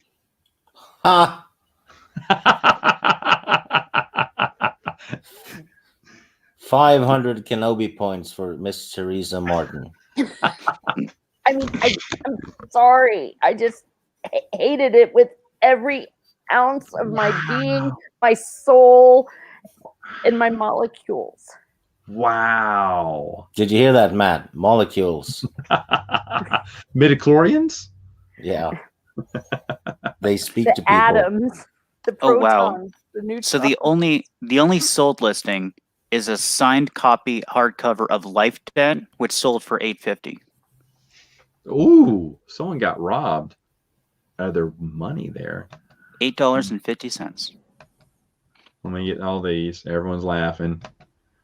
Yeah, comes into my house, makes fun of my favorite author. Everyone's loving it. Everyone's loving it.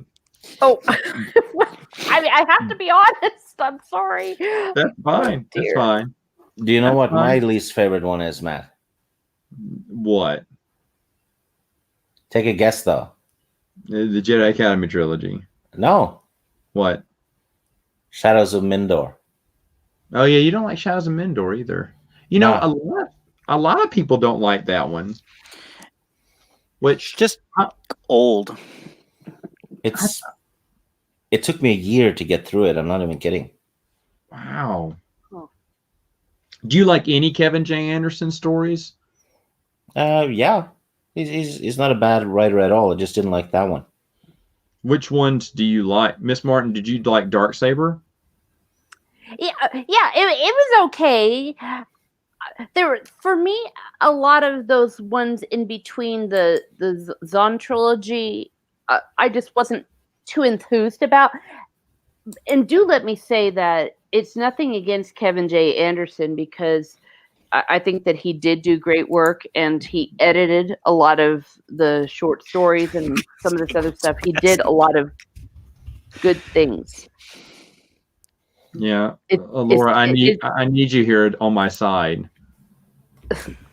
I mean, Darksaber is, without a doubt, the best book in the entire Callista trilogy. By far. That's true. Objectively speaking. Because if they hint at a Lando-Mara relationship. Why did you have to bring up the worst part of that? I like Darksaber. Yeah. Look. Oh boy. Well, I mean, that's little girl whining. Oh, they're up. Those little girls were my girls are 18 months old, twins, and this morning they did not want to get. One is up usually at 5:45 or 5:30. She is up, crack of dawn. She's up. Daddy has to get up right now. But last night, I mean, yesterday morning, this morning, excuse me, it's been a long day. We had to wake her up. She was out. They partied hard. I ran them around the room back and forth. Oh, look at that. Oh, that's what she wasn't even defending Kevin J. Anderson. She was saying she was doing all that for Shaz of Minor. Well, thanks a lot. Thanks for nothing. She likes that one. The thing is, though, she drinks a lot. Laura, you should have heard it. Stig told a story about you wearing glasses. I did? Yeah. No, that wasn't Laura. That was someone else. It was a guy. Oh, okay. There you go. So you'll have to tell me that when we get done here. So let me ask. I want to hear Miss Martin talk since it's her first time, on the channel, and I'm really glad you came. I that's fine. You don't like Kevin J. Anderson. I'm getting over that now. It's okay. I understand that it's just hate Matt Day on his own channel. Yes, thank you, thank you so much. I appreciate that. This would never happen on Ryan Kennel's channel. Let me tell you that. All right. So, what was your first introduction? Was Timothy Zahn's Heir to the Empire, correct? For the EU expanded universe, yes. Excuse me. Yeah. Okay. Unless you count Marvel, because I did read those as a little girl. Okay. When I was little, I looked at. I remember one of my friends, her older brother, read those Marvel comic books, and I was like, "Cool, Star Wars." But when I picked it up, I didn't know what was going on because there were other issues. And he said, "Yeah, I have some of the." He didn't collect them every issue. He had some issues here, maybe 3 in a row. Then he skipped one. Then he had one because back then comic book shops weren't a thing. You went to the drugstore or something, or the local TG&Y or Eckerd's Pharmacy. And, that's where you got them. So he didn't have a full run. So I was like, well, why are you buying these? I don't understand what's going on. So I may have looked at one, but I know he was reading Brian Daley's Han Solo trilogy because when I saw him reading, I was like, oh, wow, a Han Solo trilogy. He said, yeah, this is before Star Wars, before the movie Star Wars. I went, why would you care what happened to him before Star Wars? That's what I said back then. But I remember him reading those either hardbacks or paperbacks because he was a Star Wars fan. Now, he doesn't keep up with it at all, because later on, like in the late 90s, I was like, I wonder if he's still reading it. And I contacted his little sister and said, hey, can you ask Benjamin if he still reads? She said, he said he doesn't, but he didn't even know what happened to all those old comic books and books he had. So, but yeah, my first experience was Timothy Zahn's as well. And for the longest, I thought that's what everyone's was going to be. I thought everyone's. Look, Stig, someone is saying you speak false. You speak false about her. Evil one. But anyway, and I thought everyone would start with the Thrawn trilogy. But getting on YouTube and talking about this, I realized that people got into Star Wars with different books, different novels, different comic books. Yeah, like Young Jedi Knights was a big one for a lot of people. They started in Young Jedi Knights. And I was like, how? Wouldn't you be so confused? No, we loved it. I was like, wow, I just never thought that. Someone told me on the last Q&A, they got into the EU because of, you ready? Scourge. That was their first book. And Dylan, you know who Tim is. Tim's first book was Millennium Falcon because he loves the Millennium Falcon. He wanted to read and went, I think I'm just, he said, I think I'm just missing something here. So let me go back and read the other books too. But that was his first introduction. But you hear that all the time. Someone was the Jedi Apprentice books by Jude Watson. Great way to get introduced into the series. Those books, those children's books here, folks. They blew me away. They were fantastic reads. I love the kids' books.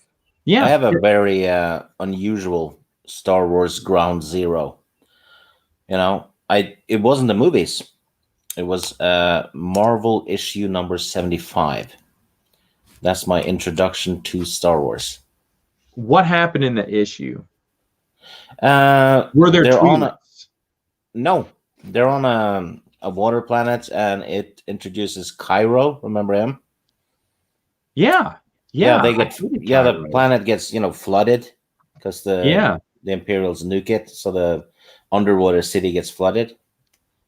That's the one, and Lando and Chewie are on the Star Destroyer. They've gone undercover or something, so they're in a jail cell. By the way, Son of Luke says he'll go on Civilized Age to defend Shadows of Mendor. Oh, he will. I mean, I liked it, but obviously I was in the minority there. I didn't realize that, but there was a lot of people on the channel like, "No, Matt, that wasn't that good a book." I was like, "Oh, okay." So what? Why? I think it was the Padme book. That's all I know. I will go on Civilization to defend. Who is this? Yeah. Who is Hologron Keeper Evan? A menstruation page on Wikipedia is bloody unnecessary. Period. Oh no! And I can say this as a woman, as the token woman. That is disgusting. I mean, where is it from though? Star Wars Monthly? Oh my god. Dude, just bringing it. Bringing it. Gosh. That is hilarious. This isn't Are You There, God? It's Me, Margaret. It's Star Wars, for the love of everything. What are you talking about, menstruation? Man, oh man, oh man. Yeah, you'll have to get the Geeks Attic on, because I think he's actually read the book that comes from. Yeah, it's probably from Bloodlines. Oh! Sorry. I'll stop.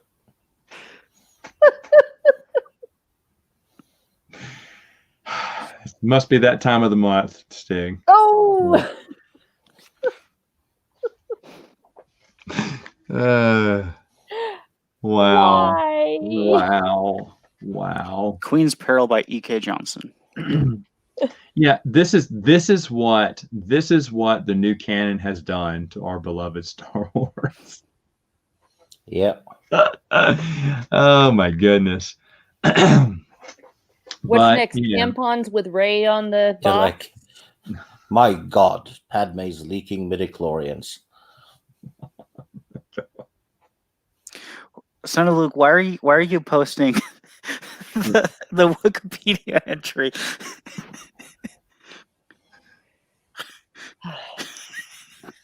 Oh, shut up.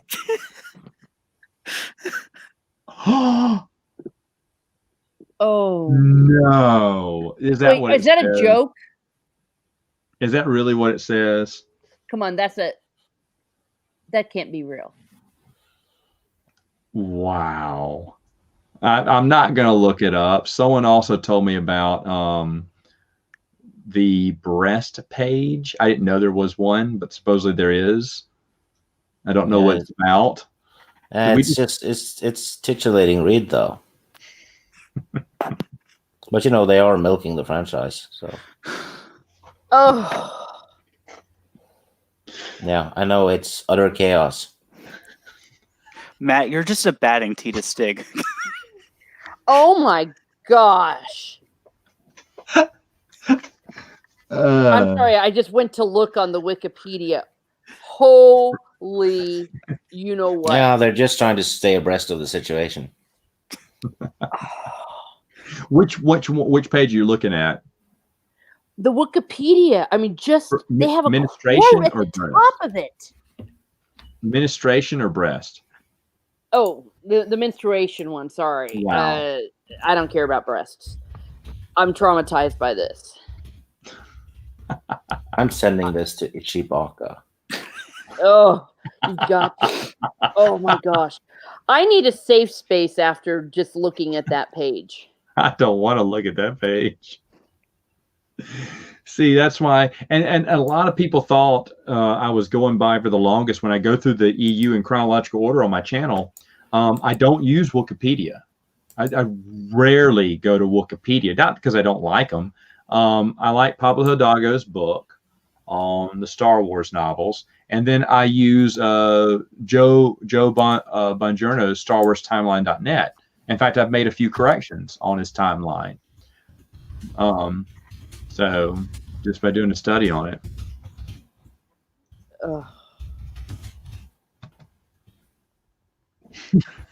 I am sending this to Ichibaka. Oh my goodness. Wait, there it is. Is this really it? Such as when corresponding. No. Why? Look at that quote. Why? I mean, why? That is weird. I don't know why you'd want it. And then they left it up there because, Wikipedia watches everything. Not a page gets up there without their knowledge. I mean, heck, I tried to make an edit to the Darkstrider campaign, the RPG, Dylan, and they flagged it. They said, we need you to verify the page number. I said, I did. They said, well, do you have knowledge? I said, yes, I'm looking at it right here. I stopped editing stuff from Wikipedia because you have to reference everything. Yeah. Not just reference the book, but reference the page number you found it on. I was like, okay. Oh my gosh. Yeah. I've got to quit reading this. Oh my gosh. Is she still reading it? Is it that long of an article? Yeah, they have that much to say about it? It goes on to describe it. It's like periods could cause beings to experience pain of varying severity or cramps that could be relieved by painkillers. It's like, what the hell? This is on a Star Wars webpage. Is this where Han sat down with his kids and said, "Okay, kids, you're of that age. It's time to tell you about the story." No, what happened to people. It's about Padme and when she was caught without a pad or so. Oh, I can't even read it. Oh my god. She was caught with. Is this Queen's Peril? Is this what Queen's Peril is all about? Yeah, apparently. She's on her period, and she's like, "Oh no, we're out of the." Was once cut off. Oh, I can't even. Okay, I just can't. So this was mentioned in the book. According to Geeks Addict, yes. This is obviously something. See, now, if Geeks Addict did the review, I don't watch his new canon reviews. He knows that. But I can't believe that. I mean, obviously it happened, but that's what you're going to put your story in? I mean, okay, I'm just going to keep repeating myself with gasps of horror. I completely... Tell you what. Goodness gracious. I need to have some bleach to erase what I just read. I'm telling you. Wow, that is insane. And this is why I pretend Disney Star Wars does not exist. So, Miss Martin, let me ask you this. What is your favorite error in the Star Wars universe? Oh. Completely derailed the stream. Well, the original trilogy. That era. Absolutely. Love it. Okay. Yeah. If we're talking EU, it would probably be the time after, I don't know what it's called. Sorry. The time after Vision of the Future and before, like, the usual wrong. I think there was some good stuff in there. Like where they kind of got their Jedi Order together, but before they had that big old war. Oh, okay. So not a fan of the New Jedi Order? Yes, objectively, I am. It was a great read, but for me personally, I found it to be so dark and so devastating. It was really sad to read. Yeah, a lot of people felt that way. Obviously, I did not. I really enjoyed that era, but a lot of people did feel that way, even back in the day. Mm-hmm. Dylan had nightmares after reading it. I had to calm him down before he went to bed every night over the phone. From which book? New Jet Order. The Vong were really scary people. I had to tell him there were no Vong in his closet or under his bed. They got exiled basically for Wong Think. For what? Wait, what? Censorship, right? Wrong Think. Shoot. Oh, rats. Hold on. I gotta get the charger for this laptop. Hold on. Okay. Going to Toshi stations to pick up power converters for his laptop. Yeah. I liked it when everyone was, they were all together. Mara and Luke were married and everyone was happy just for a little bit. It wasn't a little. They had like a good 5 years. They had 5 years, and so those 5 years, and some of the books in between there, I really enjoyed. And well, here's and it's fine if you don't like it, but here's the reason I did enjoy it. They got away from Dark Jedi being the villain. They got away from the Empire being the villain. They went in a different direction, a bold direction, and they had to. And you missed this earlier, but earlier we were talking about how Bantam, though I love the Bantam, I'm a huge fan of the Bantam era. However, they fell into the trap of the same old story. Someone gets kidnapped, and they're all going to make it out in the end. So what Del Rey wanted to do was raise those stakes and, start strong by killing off Chewbacca and then killing off all these characters. Now, yeah, a lot of fans didn't like that. They thought it was way too dark. And even later on, you'll hear Troy Denning, Michael Stackpole, a few of them agreed that they probably went too dark and they won't go down that road again.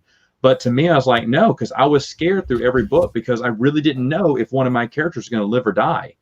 Mm-hmm. You did not know. There's one book, and Dylan, you may have to remind me which one it is. It's toward the end where Wedge is getting in the pilot seat and he has this feeling that he's not going to come back. And I was going, oh my gosh, they're going to kill Wedge. I mean, I was scared the whole time. And it turns out he's fine, but yeah. Oh, man. I would have gone Annie Wilkes if they'd have killed Wedge. So who was the most devastating kill in the expanded universe for you? The most devastating one, it would have been Anakin, little Anakin Solo. I loved him, and I loved him in the Young Jedi Knights books when they were kids, and with Tahiri. And I have a friend. I have a friend named Josh who hated Anakin Solo and wanted him to die. I'm totally kidding, Josh. I'm totally kidding. I know you're watching right now. Oh. Yeah. It was a hard one, and I don't know why. I think that maybe because I just liked him. What can I say? Sometimes there's things that are just subjective. It's just something that you like. I thought he was cool, and someone told me that they screamed through the book across the room and never read a chapter after that. They were so upset that Anakin Solo had died. Yeah. Well, and oh my gosh, the way it happened, it was devastating. Oh, there's some devastating deaths, but to be honest, the one death, we're going to talk about hard deaths. The hardest death for me was Tom Fannin from Race Squadron. Yeah. Oh, spoiler! Some people never mind. Well, I mean, 25-year-old spoilers here. But yeah, I know. That's true. Oh no! I was just thinking. Oops. Yes. Stig, it's sorry. Perfectly okay. It's my own fault for not reading them sooner. Dadgummit. I'm sorry, Stig. No. Don't forget it. But anyway, I won't go in any further. But it was not only a shock It was not only a shock, but it was that chapter, how it ends. Miss Martin, do you remember how it ends? I remember being so upset. I don't remember specifically. It was so long ago, but oh my gosh, I forgot about that. It ends with the line, and for the first time since he was a child, Face cried. Yes, yes. And you're just like, oh, Face. Oh my gosh, Face, I want to give him a hug. The very first EU novel I read had Chewie dying in it. I was like, what the shit is this? Chewie was my favorite when I was a kid and all, and I was like, oh no. Yeah, there's a lot of hard deaths in the EU, but for me, that one just took it. I didn't see it coming, and there's other stuff too. I won't go into too much detail, Miss Martin, but that chapter was just, it was a gut punch. And it's so weird because Aaron Alston has you laughing right before that. Like, I think it's like one page earlier, you're laughing. I was chuckling. Yeah. It's for anyone who's seen Serenity, the movie, it's a leaf on the wind moment where you start laughing and then you stop and you lose your breath. And I remember I literally fell out of my seat at the theater watching watching Serenity, going, what is going on? And me and my brother were just looking at each other with our mouths open like this for like, I think 20 minutes. Because if anyone has never, I just this week rewatched Firefly series and Serenity. I cannot believe this. I already love this series. It's better than I saw last time. It's just such a smart show. The movie is spot on. And I remember my reaction seeing this. I was like, I cannot believe that, because Leaf on the Wind is a joke in the series and it has you laughing in the movie. And then out of nowhere, they rip your heart out of your chest. Yeah. It is a brilliant scene. I know a lot of fans were upset about that, but to hear a theater go from ha ha ha to and not they shifted gears really quick into your emotions, and that's exactly what I felt like Aaron Alston did in that book. I think it was, correct me if I'm wrong, was it Iron Fist? No, that was Wedge. It was the second one, wasn't it?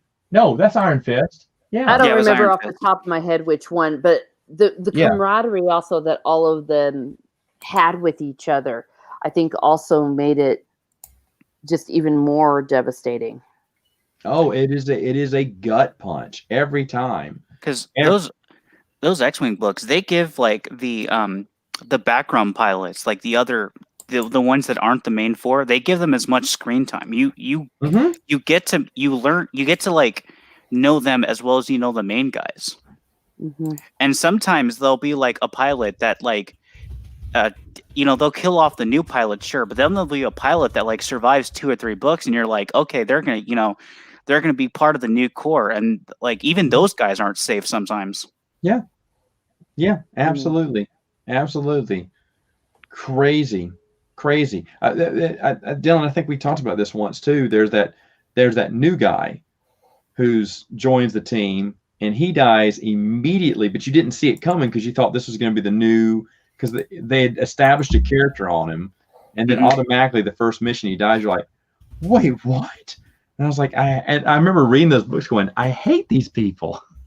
And there's sometimes when like they'll just be in a battle and then like the battle's over, and like because you're following one character's point of view, and then they'll just be like Rogue 6 isn't responding, and you're like, what? Yeah, it's like that. So it's really crazy. All right, so I'm gonna call it there. It's time for bedtime, folks. Check out the Dylan over at Twin Suns Foundation. Their YouTube channel is doing some streaming. They're doing some live plays. I saw you were doing one today or last night? When were y'all doing one? I don't know about that. I'm not involved in any of the live Oh, you're not streams, but involved yeah. in any of that. Do y'all still do the role playing game? No, we we packed that up. That's too bad. It's too bad. It was enjoyable to watch.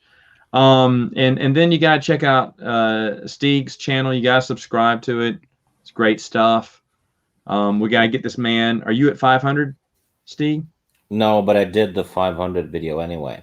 Okay, well then you got to make it that happen. Make that a reality, folks, and subscribe. No, to it's no biggie. I'm not doing shit until 550. No, I'm gonna make him do something when you get 500, folks. Okay. I already did that. No, you're gonna do something else. You must entertain me with your content, sir. There's a bunch of top fives in the playlist. You can And watch them. they're fantastic. The top fives is the cream of the crop right there. Miss Martin, do you have a channel? Yes, I do. It is Miss Martin Muses on YouTube, where I talk about what makes me laugh, makes me cry, makes me happy, makes me sad, or just really ticks me off.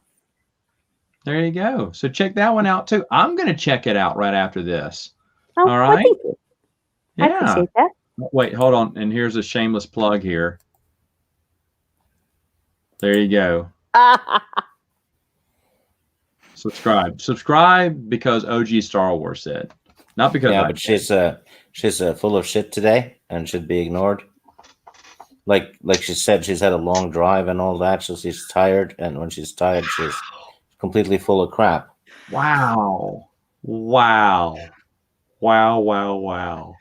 You can catch Stig out on OG Star Wars. He's there all the time on Coffee Chat and everything. Yeah, every week.